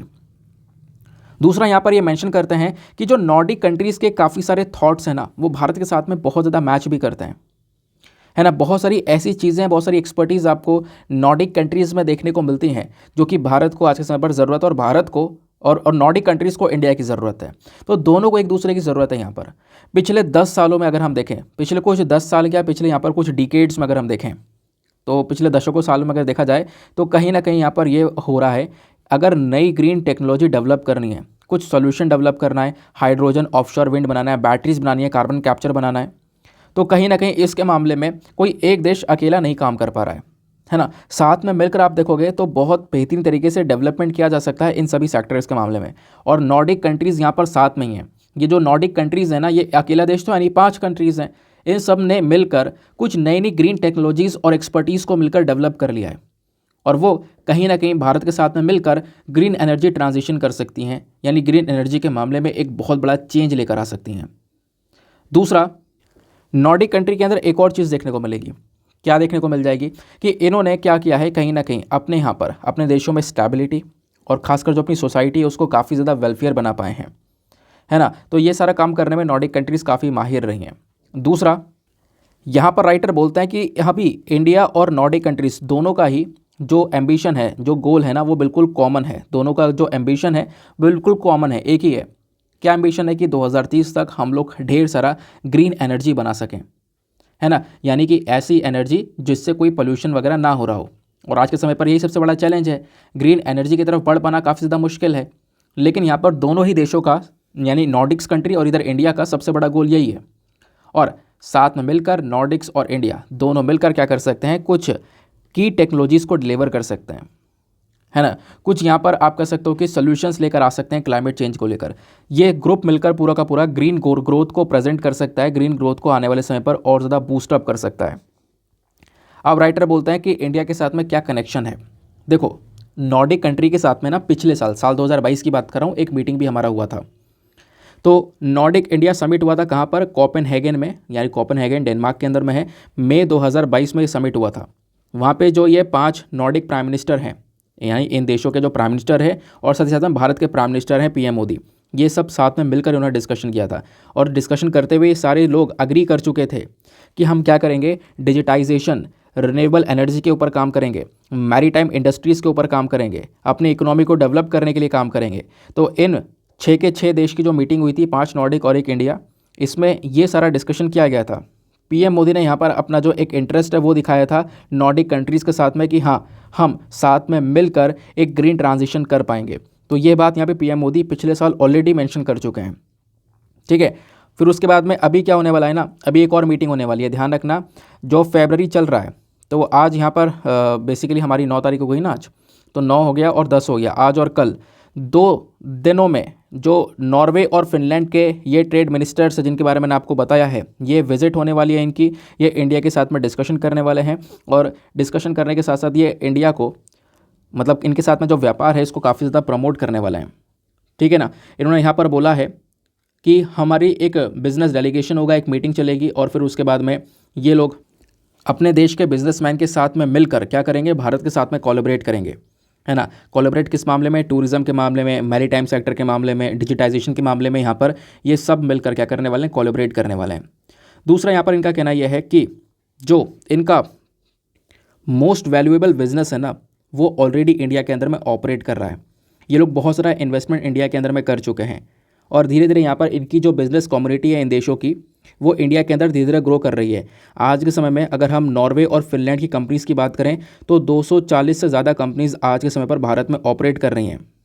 तो दोनों देशों का जो ट्रेड लिंक है ना, वो अभी के समय पर बन रहा है, मतलब व्यापार के मामले में धीरे धीरे ग्रो कर रहे हैं, इन्वेस्टमेंट के मामले में ग्रो कर रहे हैं, लेकिन आने वाले समय में और ज़्यादा बड़े लेवल पर ये ग्रो कर सकते हैं, ऐसा यहाँ पर राइटर का कहना है।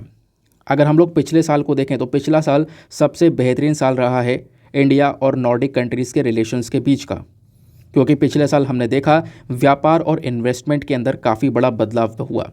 फिनलैंड इंडिया के रिलेशंस काफ़ी मजबूत हुए। इंडिया ने कहीं ना कहीं आप कह सकते हो कि फिनलैंड को एक प्रायोरिटी कंट्री पर रखा, हमने ढेर सारा इन्वेस्टमेंट किया और इन देशों की साइड से जो इनकी एक्सपर्टीज़ है वो यहाँ पर इंडिया के अंदर आती हैं, इनकी जो टेक्नोलॉजीज़ है वो इंडिया के अंदर में आती हैं, ऐसा यहाँ पर बोला जा रहा है। इवन फिनलैंड ने अभी यहाँ पर अपना एक ऑफिस खोला है मुंबई के अंदर में, कॉन्सुलेट जनरल, जैसे एम्बेसी होती है ना उसी प्रकार के यहाँ पर एक कॉन्सुलेट जनरल खोला गया है मुंबई के अंदर में, जिसका उद्घाटन कल होने वाला है। फिर उसके बाद में ये कहीं ना कहीं जो नॉर्डिक रिप्रेजेंटेशन है ये इस चीज़ को बढ़ाएगा, यानी कि उनका ऑफिस इंडिया में खोलेगा तो नॉर्डिक रिप्रेजेंटेशन जो है वो इंडिया के अंदर इंक्रीज़ होता हुआ नजर आएगा। फिर धीरे धीरे बातचीत होनी स्टार्ट होगी, धीरे धीरे यहाँ पर क्या होगा, इनके रिलेशंस और मजबूत होने स्टार्ट होंगे। ऐसे ही बहुत सारी जो इंडियन कंपनीज़ हैं वो अभी फिनलैंड में जा रही हैं, है ना, फिनलैंड के अंदर में अपने जो टेक्नोलॉजी इनोवेशन है उनको यहाँ पर और ज़्यादा एक्सप्लोर कर रही हैं। तो इन दोनों के बीच में इस प्रकार का एक्सचेंज है। दूसरा यहाँ पे इंडियन स्टूडेंट्स की अगर हम लोग बात करें तो इंडियन स्टूडेंट्स लगातार पिछले कुछ समय में फिनलैंड के अंदर बढ़ते जा रहे हैं। बहुत सारे रिसर्चर्स भारत से फिनलैंड में गए हैं रिसर्च करने के लिए, तो इंडिया के कई सारे लोग बाहर विदेश में जा रहे हैं अलग अलग तरीके से काम करने के लिए, वो यहाँ पर बताया गया। फिनलैंड की कंपनी जैसे नोकिया और फोर्टम है, ये कहीं ना कहीं इंडिया को एक लार्जेस्ट ग्रोथ मार्केट की तरह यहाँ पर देख रही है ना, और बहुत सारा इन्वेस्टमेंट इसी प्रकार से यहाँ पर इंडिया के अंदर देखने को मिल जाता है। दूसरा, ये जो व्यापार है नॉर्वे और इंडिया के बीच का, वो व्यापार पिछले 3 सालों में डबल हो चुका है। इस प्रकार से रिलेशंस यहाँ पे नॉर्डिक कंट्रीज़ के साथ में बढ़ रहे हैं, ठीक है। नॉर्विया जो हमारा नॉर्वे है ना, यहाँ पे आप देख पाओगे इनका एक नॉर्वेजियन सॉवरेन वेल्थ फंड बना रखा है इन्होंने। तो ये कहीं ना कहीं यहाँ पर आप कह सकते हो कि इस फंड में इंडिया के जो इन्वेस्टर्स हैं वो यहाँ पर हैं, यानी कि केवल और केवल भारत के इन्वेस्टर्स हैं जिन्होंने यहाँ पर पैसा इन्वेस्ट कर रखा है इन फंड के अंदर में। नॉर्वेजियन सरकार ने हाल ही में क्या किया, एक नया क्लाइमेट इन्वेस्टमेंट फंड को बनाया, है ना। ऐसे यहाँ पे क्लाइमेट को लेकर ये ढेर सारे और काम कर रहे हैं। देन उसके बाद में ये लोग फोकस कर रहे हैं कि रिन्यूएबल एनर्जी के मामले में अभी हम और भी काफ़ी सारे कंट्रीज़ में इन्वेस्टमेंट करें। तो इंडिया को एक फोकस कंट्री की तरह रखा गया है कि हाँ, इंडिया के अंदर हम लोग यहाँ पर एक इन्वेस्टमेंट कर सकते हैं। दूसरा यहाँ पे बोल रहे हैं कि ऑलमोस्ट 1500 करोड़ के आसपास ये लोग इंडिया में इन्वेस्टमेंट कर चुके हैं, है ना, क्लाइमेट इन्वेस्टमेंट फंड के ज़रिए, अलग अलग तरीके से इन्वेस्टमेंट्स के ज़रिए। तो इन्वेस्टमेंट पिछले कुछ समय पर इंक्रीज़ हुआ है, ये बात यहाँ पे बताई गई है। तो कहीं ना कहीं ये जो चीज़ें हुई हैं पिछले कुछ सालों में, ये इंडिया और नॉर्डिक कंट्रीज़ के रिलेशंस को, उनके कोलैबोरेशंस को और ज़्यादा मजबूत करती हैं। और आगे आने वाले समय में और भी बहुत सारे कोलैबोरेशंस दोनों देशों के बीच में होने वाले हैं। नॉर्वे और फिनलैंड दोनों ही देश मिलकर यहाँ पे आप कह सकते हो एक फ्री ट्रेड एग्रीमेंट करते हैं भारत के साथ में। कैसे? तो फिनलैंड जो है ना, यूरोपियन यूनियन का मेंबर है। यूरोपियन यूनियन जिसके टोटल 27 नेशंस आपको पता होगा। और इंडिया और यूरोपियन यूनियन के बीच में एक फ्री ट्रेड एग्रीमेंट है, एक नेगोशिएशन है, जिसको हम लोग बोलते हैं India European union free trade agreement. तो इसके बेसिस पर आप कह सकते हो हम क्या कर पाते हैं, इनके साथ में डिस्कशन, हम इनके साथ में बातचीत कर पाते हैं, व्यापार कर पाते हैं। व्यापार के काफ़ी सारे फ़ायदे यहाँ पर आप कह सकते हो कि नॉर्वे फिनलैंड को मिल जाते हैं। ठीक है, क्योंकि यहाँ पे जो व्यापार होता है उस पर कोई आप कह सकते हो जो चार्जेस वगैरह हैं, ड्यूटीज़ वगैरह नहीं लगाई जाती इनके साथ में। तो व्यापार खुलकर होता है और व्यापार काफ़ी ज़्यादा बड़े लेवल पर होता है, आप ऐसा कह सकते हो। तो फिर यहाँ पे राइटर का कहना यह है कि बिल्कुल हम अगर पिछले कुछ साल में देखें तो रिलेशंस हमारे डेफिनेटली इंप्रूव हुए हैं। हमें इस चीज़ को और आगे बढ़ाना चाहिए, है ना। हमें इस चीज़ को और ज़्यादा आगे लेवल पर लेकर जाना चाहिए। हम लोगों को आने वाले समय पर फ्यूचर में नए नए इनोवेशंस करने चाहिए, साथ में मिलकर काम कर पाएंगे। कुछ चीज़ ज़रूरत होगी इंडिया को तो ये कंट्रीज़ आएंगी, और इनको ज़रूरत होगी तो इंडिया साथ में मिलकर काम करेगा। ठीक है, इन सभी के पास में वर्ल्ड लीडिंग टेक्नोलॉजीज़ हैं, ऐसा यहाँ पे बोला जा रहा है। बहुत सारे एक्सपर्ट्स हैं इनके पास में जो कि ऑफ़र कर सकते हैं, और अपनी टेक्नोलॉजी और ये एक्सपर्ट्स को इंडिया को भी ऑफ़र कर सकते हैं। इंडिया के साथ में मिलकर ये और ज़्यादा बड़े लेवल पर स्केल अप कर सकते हैं, ऐसा यहाँ पर इनका मानना है। तो अगर नॉर्डिक्स इंडिया साथ में मिल जाएँ तो ग्रीन एनर्जी ट्रांजिशन दुनिया भर में होना बिल्कुल यहाँ पे आप कह सकते हो आसान हो जाएगा, ये बात इनका कहना है। और इवन टॉपिक ही इन्होंने यहाँ पर ये चूज़ कर रखा है कि ये कनेक्ट हो जाएं तो ग्रीन ट्रांजिशन कर देंगे, यानी कि ग्रीन एनर्जी के मामले में एक बहुत बड़ा चेंज लेकर आ जाएंगे दुनिया भर में, जिसकी ज़रूरत है। ठीक है, आगे आते हैं ना। यहाँ पर आपको अगला एडिटोरियल देखने को मिलेगा। ये अगला एडिटोरियल बिजनेस लाइन का है, यानी कि हमारे द हिंदू का ही एक इनिशिएटिव है, वही यहाँ पर आता है। उन्होंने इस एडिटोरियल के अंदर ओपिनियन पेज पर पब्लिश किया है किसी चीज़ के बारे में, रूरल अपलिफ्टमेंट के बारे में। यानी जो अभी मैंने आप लोगों को एक आंसर राइटिंग करने के लिए क्वेश्चन दिया है ना, उसी के बेसिस पर यहाँ पर एडिटोरियल लिखा हुआ है किस चीज़ को लेकर, कि कैसे हम लोग गांव के अंदर चीज़ों को डेवलप कर सकते हैं, कैसे हम लोग यहाँ पर रूरल एरियाज़ को और ज़्यादा आगे बढ़ा सकते हैं, और कैसे कैसे क्या क्या करना होगा, क्या प्रॉब्लम रूरल एरियाज़ फेस कर रहे हैं, वो यहाँ पे राइटर ने बातें बताई हैं। तो अमरजीत सिन्हा साहब ने इस एडिटोरियल को लिखा है। डिस्कस करते हैं आखिरकार क्या है इनके पॉइंट ऑफ व्यूज़। तो यहाँ पे राइटर ने हेडिंग दी है इसको रिवैम्पिंग रूरल एरियाज़। राइटर ये बोलते हैं स्टार्टिंग में कि जो हमारा मल्टी डायमेंशनल पॉवर्टी इंडेक्स है, गरीबी को लेकर यहाँ पर पूरा का पूरा जो इंडेक्स रिलीज़ होता है, इस 2022 के इंडेक्स को देखोगे तो ये पता चलता है कि पिछले 15 सालों में जो हमारे गांव में रूरल हाउसिंग है, एजुकेशन है, हेल्थ है, बैंक हो गए, वेमेंस हो गई, उसके बाद में टेली कनेक्शन हो गया, टेक्नोलॉजी, जॉब क्रिएशन, स्किल्स, ये सारी चीज़ें पिछले कुछ सालों में इंप्रूव हुई हैं। इसने कहीं ना कहीं इंडिया को आगे बढ़ाया है, डेफिनेटली बढ़ाया है। और इंडिया कहीं ना कहीं आप कह सकते हो 415 मिलियन लोगों को आगे बढ़ा पाया है, यानी इस गरीबी से बाहर निकाल पाया है। तो कहीं ना कहीं रूरल एरियाज़ में पिछले कुछ समय पे जो गरीबी है वो काफ़ी हद तक कम नज़र आई है, ऐसा यहाँ पर मेंशन किया जाता है। यानी गांव वाले एरियाज़ में पिछले कुछ समय पर डेफिनेटली काफ़ी बड़ा सुधार हुआ है, लेकिन अभी भी बहुत सारे चैलेंजेस हम लोग को नज़र आते हैं। कहीं ना कहीं जो ये पॉवर्टी, जो गरीबी है ना, इसको एलिमिनेट करने में अभी भी ढेर सारे चैलेंजेस हैं। हमने देखा 2019, 20, 21 ये 3 साल सबसे खतरनाक रहे। कोविड-19 रहा। कोविड-19 की वजह से जो गरीबी है वो कहीं ना कहीं उच्च स्तर पर पहुंच गई। लोगों के पास में जितना पैसा उन्होंने सेव किया था वो यहाँ पर ख़त्म कर दिया था, हालात काफ़ी ख़राब हो गए थे। तो इंडिया यहाँ पर प्रीडोमिनेटली यहाँ पर एक रूरल कंट्री देखने को मिलेगा, है ना। यहाँ पे काफ़ी सारे रूरल एरियाज़ देखने को मिलते हैं। भारत के अंदर में गाँव के एरियाज़ थोड़े ज़्यादा हैं, है ना। हमारी 2/3 जो पॉपुलेशन है वो कहीं ना कहीं रूरल एरियाज़ में रह रही हैं। 70% जो वर्कफोर्स है वो सब रूरल एरियाज़ में रह रहा है। खेती बाड़ी या फिर जितना भी जो मेजर काम हो रहा है वो गांव के अंदर में हो रहा है। तो रूरल इकोनॉमी कहीं ना कहीं हमारे भारत देश की जो नेशनल इनकम है उसमें सबसे बड़ा कंट्रीब्यूशन करती है ना। जो गांव की इकोनॉमी है वो लगभग 46% कंट्रीब्यूशन हमारे नेशनल इनकम में करती है। तो रूरल इकोनॉमी का ग्रोथ और डेवलपमेंट होना, इसका मतलब कहीं ना कहीं पूरे भारत की ग्रोथ डेवलपमेंट होना, पूरे भारत का इनकम डेवलपमेंट होना। तो इन रूरल इकोनॉमी के ऊपर फोकस करना थोड़ा सा हमारे लिए ज़रूरी हो जाता है। लेकिन पिछले कुछ समय में भले एक सुधार आया हो, लेकिन फिर भी बहुत सारे प्रॉब्लम्स हैं। अगर हम उन प्रॉब्लम्स को सॉल्व कर दें तो कहीं ना कहीं रूरल एरियाज़ को और ज़्यादा डेवलप किया जा सकता है, जिसका डायरेक्ट इम्पैक्ट यहाँ पे पड़ेगा हमारे इंडिया के ऊपर में, इंडिया की इकोनॉमी के ऊपर में। तो अभी के समय पे क्या क्या प्रॉब्लम्स हमें सॉल्व करनी चाहिए। सबसे पहली प्रॉब्लम है पॉवर्टी की, गरीबी की। तो रूरल पॉपुलेशन का एक सबसे बड़ा एरिया, गांव के लोगों में एक सबसे बड़ा जो चंक है ना, वो कहीं ना कहीं गरीबी की रेखा के नीचे रह रहा है, गरीबी के हालातों से यहाँ पे गुजर रहा है। अब गरीबी के हालातों की वजह से उनको प्रॉपरली जो उनकी बेसिक ज़रूरत होती हैं वो भी पूरी नहीं हो पाती हैं, जैसे टाइम पर खाना मिल पाना, छत सर पर छत होना, प्रॉपर हेल्थ केयर इनका ध्यान रखना है ना, पूरा प्रॉपरली हेल्थ का ध्यान रखना। तो ये सारी चीज़ें यहाँ पे प्रॉपरली इनको नहीं मिल पा रही हैं, आप ऐसा कह सकते हो। तो पहली प्रॉब्लम तो पॉवर्टी है। दूसरा लैक ऑफ इंफ्रास्ट्रक्चर, यानी जो हमारे रूरल एरियाज़ हैं, जो भी हमारे गांव के एरियाज़ इंडिया में देखने को मिलते हैं, यहाँ पर proper road, electricity, communication facilities, इन सब की काफ़ी ज़्यादा कमी है ना। और ये चीज़ें अगर अच्छी नहीं होंगी तो आगे आप क्या ही उम्मीद रख सकते हो। तो वो चीज़ यहाँ पर देखने को मिलेगी। तो रूरल एरियाज़ में हमें सबसे पहली बात इंफ्रास्ट्रक्चर, जो एरियाज़ हैं, इंफ्रास्ट्रक्चर जो है ना, उसको ओवरऑल यहाँ पर डेवलप करना होगा। हमारे पास में जो रोड्स, इलेक्ट्रिसिटी, कम्युनिकेशन फैसिलिटीज़ की कमी है, उनको यहाँ पर इंप्रूव करना होगा। फिर उसके बाद में एग्रीकल्चरल इश्यूज़ भी देखने को मिल जाते हैं। ज़्यादातर जो रूरल पॉपुलेशन है गाँव की, वो कहीं ना कहीं खेती बाड़ी के ऊपर डिपेंडेंट है।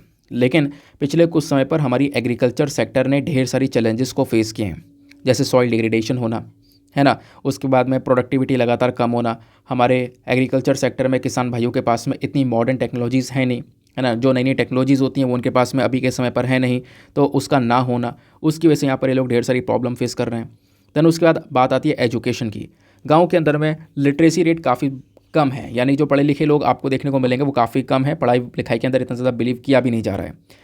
तो लिटरेसी रेट जो है रूरल एरियाज़ के अंदर ये बहुत ही ज़्यादा डाउन देखने को मिलेगा। उसके पीछे का रीज़न भी है क्योंकि प्रॉपर एजुकेशन इंस्टीट्यूशंस नहीं है ना। बड़े बड़े जो एजुकेशन इंस्टीट्यूशंस होने चाहिए वो वहाँ पर है नहीं, प्रॉपर क्वालिफाइड टीचर्स नहीं है, जिसके चक्कर में प्रॉपरली यहाँ पर बच्चे को एजुकेशन नहीं मिल पाती है।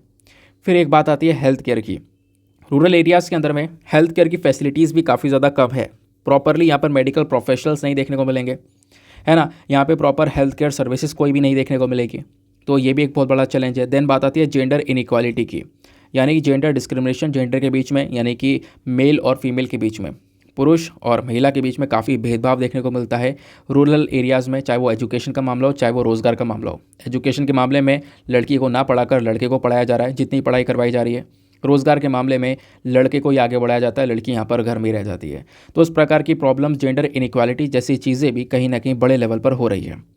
देन बात आती है एनवायरमेंट डिग्रेडेशन की, यानी कि जो यहाँ पर ये अलग अलग तरीके से मैंने आपको बताया ना, हमारे यहाँ पर खासकर रूरल एरियाज़ में एग्रीकल्चर सेक्टर में ढेर सारी प्रॉब्लम्स हैं, इतना ज़्यादा यहाँ पर तेज़ी से डेवलपमेंट नहीं हो पा रहा है। तो इसके चक्कर में कहीं ना कहीं आप देख पाओगे बहुत सारी प्रॉब्लम्स भी हो रही हैं। देखो धीरे धीरे क्या हो रहा है कि अनसस्टेनेबल एग्रीकल्चर प्रैक्टिस हैं, तो इसके चक्कर में जो लोग हैं ना, वो अपनी खेती बाड़ी छोड़ देते हैं। छोड़ने के बाद में डायरेक्टली यहाँ पर आप कह सकते हो कि दूसरा काम वगैरह कर रहे हैं, या फिर यहाँ पे आप कह सकते हो अभी के समय पर इंडस्ट्रियलाइजेशन काफ़ी बढ़ रहा है, इंडस्ट्रीज़ वगैरह काफ़ी बढ़ रही हैं। इंडस्ट्रीज़ बढ़ रही हैं तो इससे ढेर सारा पोल्यूशन वगैरह भी हो रहा है, हमारे नेचुरल रिसोर्सेज लगातार कम हो रहे हैं रूरल एरियाज़ के अंदर में, ये प्रॉब्लम्स यहाँ पे नज़र आ रही हैं।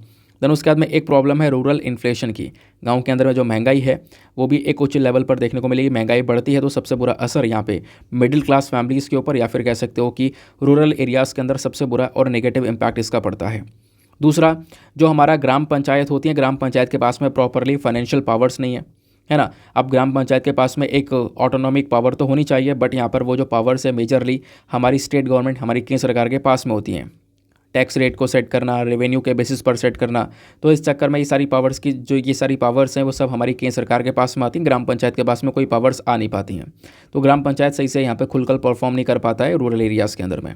बाकी राइटर ने मेंशन किया है कि हम लोग अपने गांव वाले एरियाज़ के अंदर में सुधार करने के लिए अलग अलग इनिशिएटिव को चला रहे हैं। उन इनिशिएटिव में आप देखोगे तो ये ढेर सारे इनिशिएटिव है, जैसे मनरेगा देखने को मिलेगा, Mahatma Gandhi national rural employment guarantee act हो गया, दीनदयाल उपाध्याय ग्रामीण कौशल योजना, प्रधानमंत्री कौशल विकास योजना, प्रधानमंत्री मातृवंदना योजना, उसके बाद में Mahatma Gandhi national rural employment guarantee act, national rural livelihood mission, Pradhan Mantri Awas योजना। इस प्रकार के अलग अलग इनिशिएटिव्स चलाए गए हैं ताकि हम अपने रूरल एरियाज़ को अच्छे से डेवलप कर सकें। बाकी यहाँ पर कहीं ना कहीं स्कीम्स के अंदर में कहीं ना कहीं यहाँ पर ढेर सारी इश्यूज़ देखने को मिल जाते हैं, ड्रॉबैक्स देखने को मिल जाते हैं, जिसकी वजह से प्रॉपरली हम काम नहीं कर पाते हैं। ठीक है, आई होप आपको यहाँ पर ये बात अच्छे से समझ में आ चुकी होगी। तो अब एक अच्छा सा जो आंसर है वो लिख सकते हो। क्वेश्चन आपको दिया गया था कि हम क्या क्या मेजर्स ले सकते हैं रूरल एरियाज़ को डेवलप करने के लिए, कैसे वहाँ पे जो लोग रह रहे हैं उनका स्टैंडर्ड ऑफ लिविंग को इम्प्रूव किया जा सकता है, वो आप यहाँ पर चीज़ों को बता सकते हो। ठीक है, चलो अगले एडिटोरियल पर आता है। नेक्स्ट एडिटोरियल हमारा आता है यहाँ पर ये वाला। इस एडिटोरियल को लिखा गया है के.आर. श्याम सुंदर साहब के थ्रू। ये बात करते हैं किस चीज़ के बारे में, role of labour unions in emerging sector. अब क्या बात है, इन्होंने ना बताया है टेक ले ऑफ के बारे में। मतलब आज के समय में जिस प्रकार से जो हमारा आईटी सेक्टर है ना, वहाँ पे लोगों को जॉब से जो निकाला गया है वो बहुत ही बड़ी कगार पे जॉब से लोगों को निकाला गया है, उसके बारे में यहाँ पर ये राइटर ने समझाया है। तो सारे के सारे जो भी इंपॉर्टेंट और रेलिवेंट पॉइंट्स हैं वो सब हम यहाँ पर डिस्कस करेंगे। तो पहले तो मैं आपको एक डेटा प्रोवाइड करवाऊंगा, वो डेटा यहाँ पे ज़रूर से पढ़ना जो स्क्रीन पर नीचे दिखाई पड़ रहा है। देन उसके बाद में कुछ रेलिवेंट पॉइंट्स मैं आपको बताने वाला हूँ क्या क्या यहाँ पर राइटर ने मेंशन किया है। पहली बात तो यहाँ पर देखो हुआ क्या है, हाल ही में न्यूज़ क्या है यहाँ पर, जो इंटरनेशनल बिजनेस मशीन कॉर्प्स है IBM जिसको बोलते हैं, इन्होंने अनाउंसमेंट किया कि ये जल्दी 4000 के आसपास एम्प्लॉय को बाहर निकाल देंगे। और ऐसा ही हो रहा है। आप देखोगे बहुत सारी रिपोर्ट्स आ रही हैं ले ऑफ्स के बारे में, यानी कि अलग अलग कंपनी से लोगों को निकाल दिया गया है। इवन साल 2022 की बात करें तो यहाँ पे बाईजूस, ओला, अनअकैडमी, वेदांतु, ये सारे ऐप आपको देखने को मिलेंगे। चार्ज भी, वाइट एड जूनियर, उड़ान, सिटी मॉल, ये सारी कंपनीज़ हैं जिन्होंने बहुत बड़े लेवल पर ले ऑफ्स किए हैं, यानी कि अपने यहाँ पे जो एम्प्लॉयज़ काम कर रहे थे उनको निकाल दिया गया है। और उसके पीछे का रीज़न, कई सारे रीज़न यहाँ पर दिए गए हैं। अच्छा, ये तो हमारी कंपनीज़ की बात हुई। इनके अलावा और कंपनीज़ है ग्लोबल लेवल पर, alphabet, Amazon, Meta, Microsoft, Twitter, इन्होंने भी अपने एम्प्लॉयज़ को जाने दिया, अपने एम्प्लॉयज़ को यहाँ पे हटाया है। तो ढेर सारे एम्प्लॉयज़ को निकाला जा रहा है। पिछले कुछ समय में एक बहुत ह्यूज ले ऑफ देखने को मिला है। इवन साल 2023 में जनवरी के महीने में एक बहुत बड़ा ले ऑफ देखने को मिला था। उसकी वजह क्या है वो सब हम यहाँ पर डिस्कस करने वाले हैं। तो अभी क्या है, साल 2022 के अंदर भी ऐसा हुआ और साल 2023 के अंदर भी ऐसा हो रहा है। जब से साल 2023 स्टार्ट हुआ है ना, 40,000 से ज़्यादा लोगों को नौकरियों से निकाल दिया गया है। और पिछले साल 1.5 लाख से ज़्यादा लोगों को नौकरियों से निकाल दिया गया था। तो सबसे बड़ी बड़ी जो टेक कंपनीज़ है, even alphabet, Amazon, Microsoft, Facebook, इन्होंने भी यहाँ पर पिछले महीने के अंदर अगर हम लोग बात करें 51,000 लोगों को निकाला। तो कहीं ना कहीं बहुत सारे लोगों को नौकरियों से निकाला जा रहा है। अब क्वेश्चन यहाँ पर ये उठता है कि आखिरकार ऐसा क्यों हो रहा है, क्यों आईटी सेक्टर से इतने सारे ले ऑफ्स नज़र आ रहे हैं। उसके पीछे का नंबर 1 रीज़न है लूमिंग रिसेशन।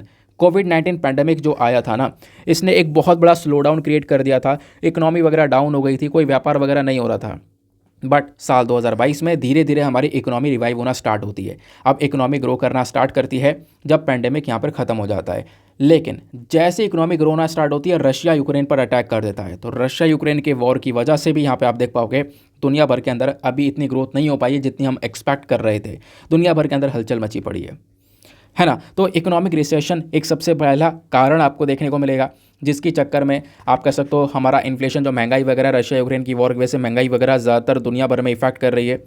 तो इसकी वजह से यहाँ पर बहुत सारे जो कंपनीज़ हैं वो बुरी तरह से सफ़र करती हुई नज़र आ रही हैं।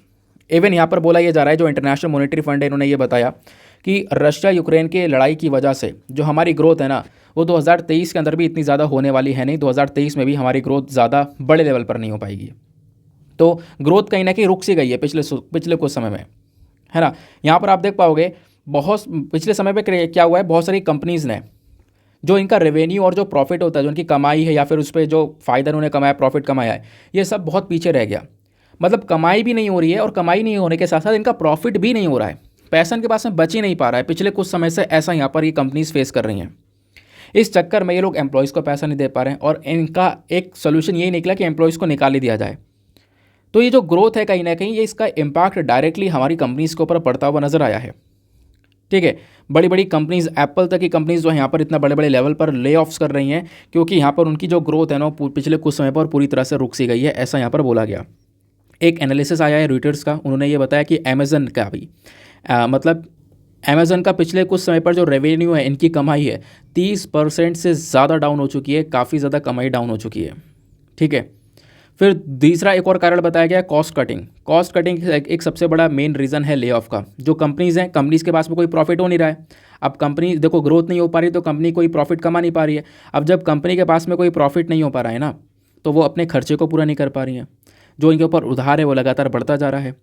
तो इस चक्कर में ये लोग सोच रहे हैं कि थोड़ा थोड़ा कम पैसा देंगे एम्प्लॉयज़ को। एम्प्लॉयज़ के पैसे में काफ़ी पैसे काट दिए जा रहे हैं। या थोड़ा डिले दिया जा रहा है, तो ये प्रॉब्लम्स आ रही हैं। और थोड़ा बहुत देखो एम्प्लॉयज़ को तो रिक्वायरमेंट है ही, तो इंडियन स्टार्टअप्स भी इसी प्रकार की ट्रबल को फेस कर रहे हैं। दुनिया लेवल पर तो ऐसा हो ही रहा है, लेकिन इंडिया में भी यहाँ पर ये प्रॉब्लम्स फेस की जा रही हैं, ठीक है ना। तो आप देखोगे बहुत सारी एडटेक इंडस्ट्री से लगभग हज़ारों एम्प्लॉयज़ को निकाला गया है पिछले साल 2022 में। तो कहीं ना कहीं यहाँ पर जो कॉस्ट कट ऑफ है, ये कहीं ना कहीं प्रॉब्लम क्रिएट कर रही है, आप ऐसा कह सकते हो, क्योंकि इनका प्रॉफिट वगैरह खत्म हो चुका है, जो उधारी है इनके ऊपर बढ़ती जा रही है, कमाई कम हो गई है, तो ये भी एक रीज़न है ले ऑफ का। फिर एक और कारण बताया गया है, वो है decreasing dependence on online platforms. यानी कि जो ऑनलाइन प्लेटफॉर्म्स हैं इनके ऊपर जो डिपेंडेंसी कोविड के समय पे थी, आपको पता होगा उस समय पर लोग घर में ही थे ना, पैंडेमिक के समय में, तो थोड़ा बहुत भी जो पैसा था लोगों का इंटरनेट पर खूब यहाँ पे लोगों ने उड़ाया है, इंटरनेट पर मतलब खूब यहाँ पे अपना टाइम जो है वो बिताया है। तो बड़ी बड़ी जो टेक कंपनीज़ है वो ग्रो कर रही थी कोविड के समय में, लेकिन पैंडेमिक ओवर हुआ, लोग यहाँ पे बाहर निकलना स्टार्ट हुए, अपने काम में लगना स्टार्ट हुए, धीरे धीरे यहाँ पर जो कंपनीज़ हैं इनका यहाँ पे सारा का सारा जो मार्केट है वो बिगड़ चुका है, और इस चक्कर में कंपनीज़ पूरी तरह से डाउन आ चुकी हैं। तो ये बड़ी बड़ी टेक कंपनीज़, जो एड टेक कंपनीज़ यहाँ पे कोविड में उठ चुकी थी, आपको पता होगा बड़े बड़े एजुकेशनल प्लेटफॉर्म्स बन गए थे कोविड के समय में, है ना। उन्होंने ऑनलाइन क्लासेस देना स्टार्ट किया, लेकिन कुछ भी हो बाद में चलना ऑफलाइन था। तो ऑनलाइन क्लासेस यहाँ पर स्टार्ट की, तो ऑनलाइन में लोग घर में थे यार, है ना, वो सारी की सारी इंडस्ट्रीज़ एकदम से उठ गई, एकदम से उनको बहुत प्रॉफिट हुआ, लेकिन अचानक से कोविड खत्म हुआ, सब अपने रास्ते। तो इसके चक्कर में यहाँ पर क्या हुआ कि कहीं ना कहीं वो जो कंपनी जिनको ऐसा फ़ायदा हो रहा था कोविड के समय में घर में बैठे हुए लोगों की वजह से, वो सब फ़ायदे यहाँ पर ख़त्म हो गए जैसे यहाँ पर पेंडेमिक ख़त्म होता है।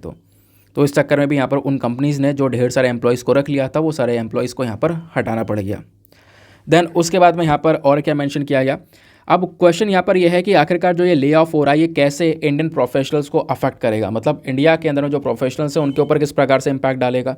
तो बोला यह जा रहा है कि 30 से 40% के बीच में आप देखोगे जो भी ले ऑफ हुआ है इंडियन आईटी प्रोफेशनल्स का, ये कहीं ना कहीं आप कह सकते हो कि वो लोग हैं जो कि विदेशों में काम कर रहे थे, और खासकर H1B वीज़ा L1 वीज़ा के तहत गए हुए थे। H1 वीज़ा समझते हो ना, यहाँ पे जो अमेरिका की कंपनी है वो यहाँ पर बुलाती है H1B वीज़ा के तहत बाहर से काम करने वाले लोगों को, वर्कर्स को। तो इंडिया के ढेर सारे लोग USA में जाकर काम कर रहे थे, बट हमने देखा कि बड़ी बड़ी कंपनीज़ ने अभी उन लोगों को निकाल दिया है, तो वो लोग भी ढेर सारी प्रॉब्लम को फेस कर रहे हैं। और मैं आपको बता दूँ सबसे ज़्यादा लोग अमेरिका में काम करने जाते हैं इंडिया और चाइना से। तो अभी ढेर सारे लोग कहीं ना कहीं यहाँ पर USA में अभी नई नई जॉब को तलाशने में लगे पड़े हैं, क्योंकि उनकी जॉब जा चुकी है, और अगर कुछ टाइम और रुके रहे, 60 दिन तक उनको कोई नौकरी वगैरह नहीं मिली, तो उनको वापस से इंडिया आना पड़ेगा। ये प्रॉब्लम्स यहाँ पे आज के समय में नज़र आ रही हैं, जॉब्स वगैरह वो खो चुके हैं। अब क्वेश्चन यहाँ पर यह है कि आखिरकार ये जो हमारे देश में टेक वर्कर्स हैं, टेक्नोलॉजी को लेकर जो काम कर रहे हैं, उनकी सिचुएशन क्या है। तो लगभग यहाँ पे बोला गया कि 20,000 से ज़्यादा जो वर्कर्स हैं ना हमारे कंट्री के स्टार्टअप सेक्टर में, जैसे एड टेक, ई कॉमर्स, ये भी कहीं ना कहीं यहाँ पर इनको हटाना पड़ गया, इनको यहाँ पे निकालना पड़ गया। तो बहुत सारे वर्कर्स हमारे टेक सेक्टर से भी निकाले गए हैं। इनफैक्ट आप देख पाओगे साल 2023 में, साल 2023 जिस साल में हम लोग चल रहे हैं, इसमें बात करें तो स्विगी जैसा जो स्टार्टअप है, जो कि जनवरी में एक डेकाकॉन बन गया। डेकाकॉन समझते हो, इसकी जो वैल्यूएशन है इस कंपनी की वो $10 बिलियन से ज़्यादा की है। $10 बिलियन से ज़्यादा की वैल्यूएशन वाली एक स्टार्टअप, इसने 300-400 एम्प्लॉयज़ को निकाले, तो आप बाकी से क्या इमेजिन करोगे। गूगल एक सपोर्ट करता है कंपनी को, शेयर चैट, इसने यहाँ पर आप कह सकते हो अपने वर्कर्स को निकाल दिया है। लगभग 20% के आसपास जो वर्कर्स है वो यहाँ पे खाली कर दिए ऑफिस से। तो टेक वर्कर्स के हालात भी काफ़ी ज़्यादा बुरे हो चुके हैं, ऐसा यहाँ पर मेंशन किया गया। नाउ क्वेश्चन यहाँ पर यह है कि अब इन ले ऑफ्स चलो हो रहे हैं, बड़े खतरनाक लेवल पर हो रहे हैं, ये सब डिस्कस किया, इसका इम्पैक्ट क्या पड़ेगा एट द लास्ट, यहाँ पर इसका क्या असर पड़ने वाला है। सबसे पहले असर जो पड़ेगा वो है वर्कर्स को लॉस हो रहा है, सिंपल सी बात है। जो काम कर रहे थे पहले, अब वहाँ पर वो खाली बैठे हैं, अब उनको फाइनेंशियल ढेर सारी प्रॉब्लम्स देखने को मिलेंगी। काफ़ी सारे लोगों की फैमिलीज़ है ना, वो सब कुछ यहाँ पर देखने को मिलता है। तो कहीं ना कहीं उनकी फैमिलीज़, कम्युनिटी पूरी तरह से अफेक्ट हो जाएगी उनकी नौकरी जाने की वजह से। दूसरा प्रॉब्लम, लॉस ऑफ प्रॉस्पेक्ट्स देखने को मिलेगा, यानी जो इंडियन वर्कर्स हैं जो कि यहाँ पे लेड ऑफ करे गए, यानी कि जहाँ अपनी नौकरी से निकाले गए अमेरिका में, तो वो लोग अभी नई नौकरी को ढूंढ रहे हैं, और अगर नई नौकरी नहीं मिलती उन्हें 60 दिन के अंदर अंदर में, तो कहीं ना कहीं यहाँ पर उनको USA छोड़ना पड़ेगा, वापस से इंडिया आना पड़ेगा। तो ये सिचुएशन कहीं ना कहीं और ज़्यादा खतरनाक होती जा रही है, खासकर इंडियन वर्कर्स के लिए भी, स्पेशली ये यहाँ पर बताया गया। देन उसके बाद में कस्टमर का प्रॉस्पेक्ट भी लगातार कम हो जाएगा। जब कंपनी एम्प्लॉयज़ को इस प्रकार से निकालेगी ना, तो बाकी सारे लोगों को क्या मैसेज मिलेगा, जो कस्टमर से जो उससे सामान खरीदने, क्या मैसेज मिलेगा कि ये कहीं ना कहीं कंपनी क्राइसिस में जाने वाली है ना, ये कंपनी कहीं ना कहीं क्राइसिस में जाने वाली है, इससे दूर ही रहो।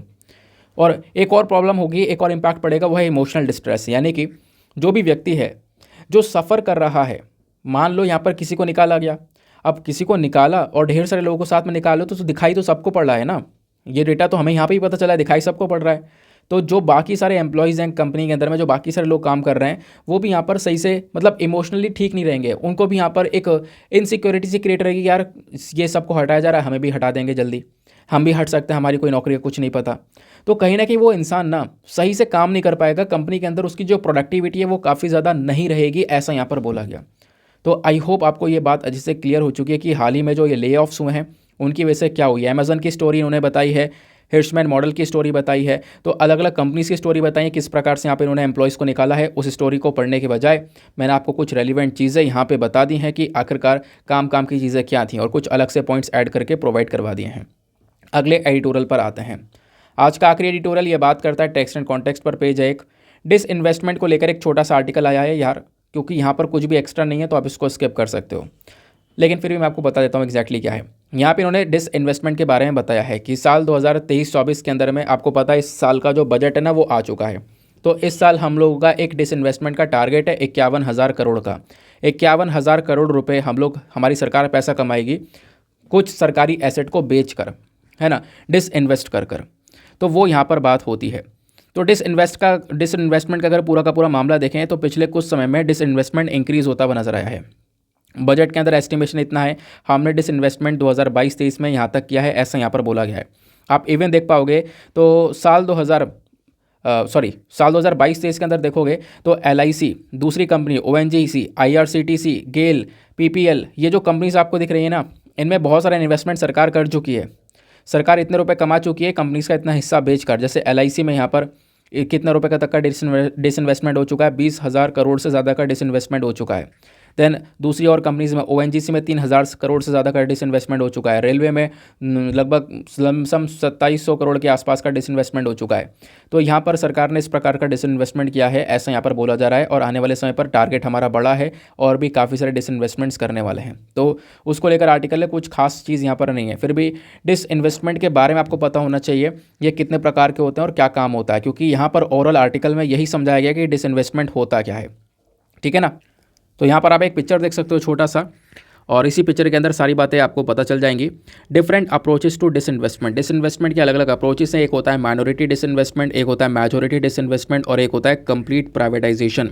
तो जो माइनॉरिटी डिसइन्वेस्टमेंट होता है ना, ये एक इस प्रकार का डिसइन्वेस्टमेंट है। यहाँ पर क्या होता है, जो सरकार है, सरकार के पास में मेजॉरिटी ऑफ स्टेक होता है। मान लो सपोज कोई कंपनी है, उस कंपनी में 51% जो शेयर है वो सरकार के पास में है। सरकार ने ज़्यादा कोई डिसइन्वेस्टमेंट नहीं किया है, अभी भी सरकार का उस पर कंट्रोल है ना, तो मैनेजमेंट कंट्रोल सरकार का ही होता है। तो वो होता है माइनॉरिटी डिसइन्वेस्टमेंट। एक होता है मेजॉरिटी डिसइन्वेस्टमेंट। मेजॉरिटी डिसइन्वेस्टमेंट वो होता है जहाँ पर जो गवर्नमेंट है वो क्या करती है, गवर्नमेंट का जो बेसिकली मेजॉरिटी स्टेक है वो चला जाता है, यानी कि 50% से कम स्टेक उसके पास में रह जाता है सरकार के पास में, ज़्यादातर वो बेच देती है। मेजॉरिटी स्टेक यहाँ पे वो लोग सेल कर देते हैं, यानी अब सरकार का कंट्रोल उस पर नहीं रहेगा जिस भी कंपनी के अंदर में मेजॉरिटी डिसइन्वेस्टमेंट हो जाएगा। एक होता है कंप्लीट प्राइवेटाइजेशन। कंप्लीट प्राइवेटाइजेशन मतलब पूरा बेच देना, 100% कंट्रोल खत्म हो जाना, 100% यहाँ पर बेच देना उस कंपनी को, प्राइवेट को, तो वो कहलाता है कंप्लीट प्राइवेटाइजेशन। तो ये 3 प्रकार के होते हैं, डिसइन्वेस्टमेंट, माइनॉरिटी, मेजॉरिटी, कंप्लीट, ध्यान रख सकते हो। ठीक है दोस्तों, तो ये था आज का हमारा पूरा का पूरा एडिटोरियल सेशन, और बाकी छोटे आर्टिकल्स में डिस्कस कर ही चुका हूँ।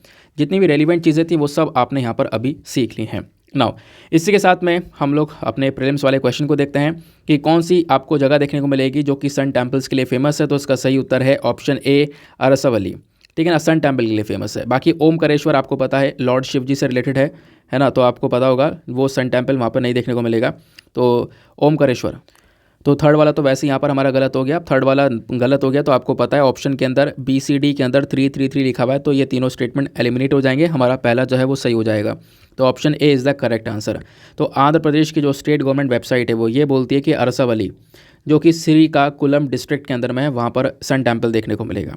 श्री ओमकारेश्वर टेम्पल जो है मैसूर के अंदर में देखने को मिलता है, लॉर्ड शिव जी का टेम्पल है, वो कोई सन टेम्पल नहीं है। अमरकंटक मध्य प्रदेश के अंदर में मतलब वहाँ पर टेम्पल्स देखने को मिलेंगे, बट कोई सन टेम्पल नहीं है। तो इस वजह से जो हमारा पहला वाला है वो बिल्कुल सही देखने को मिलेगा। नाउ मिलता है आप लोगों से अगले वीडियो में। आज के लिए bye bye, have a nice day, thank you and जय हिंद।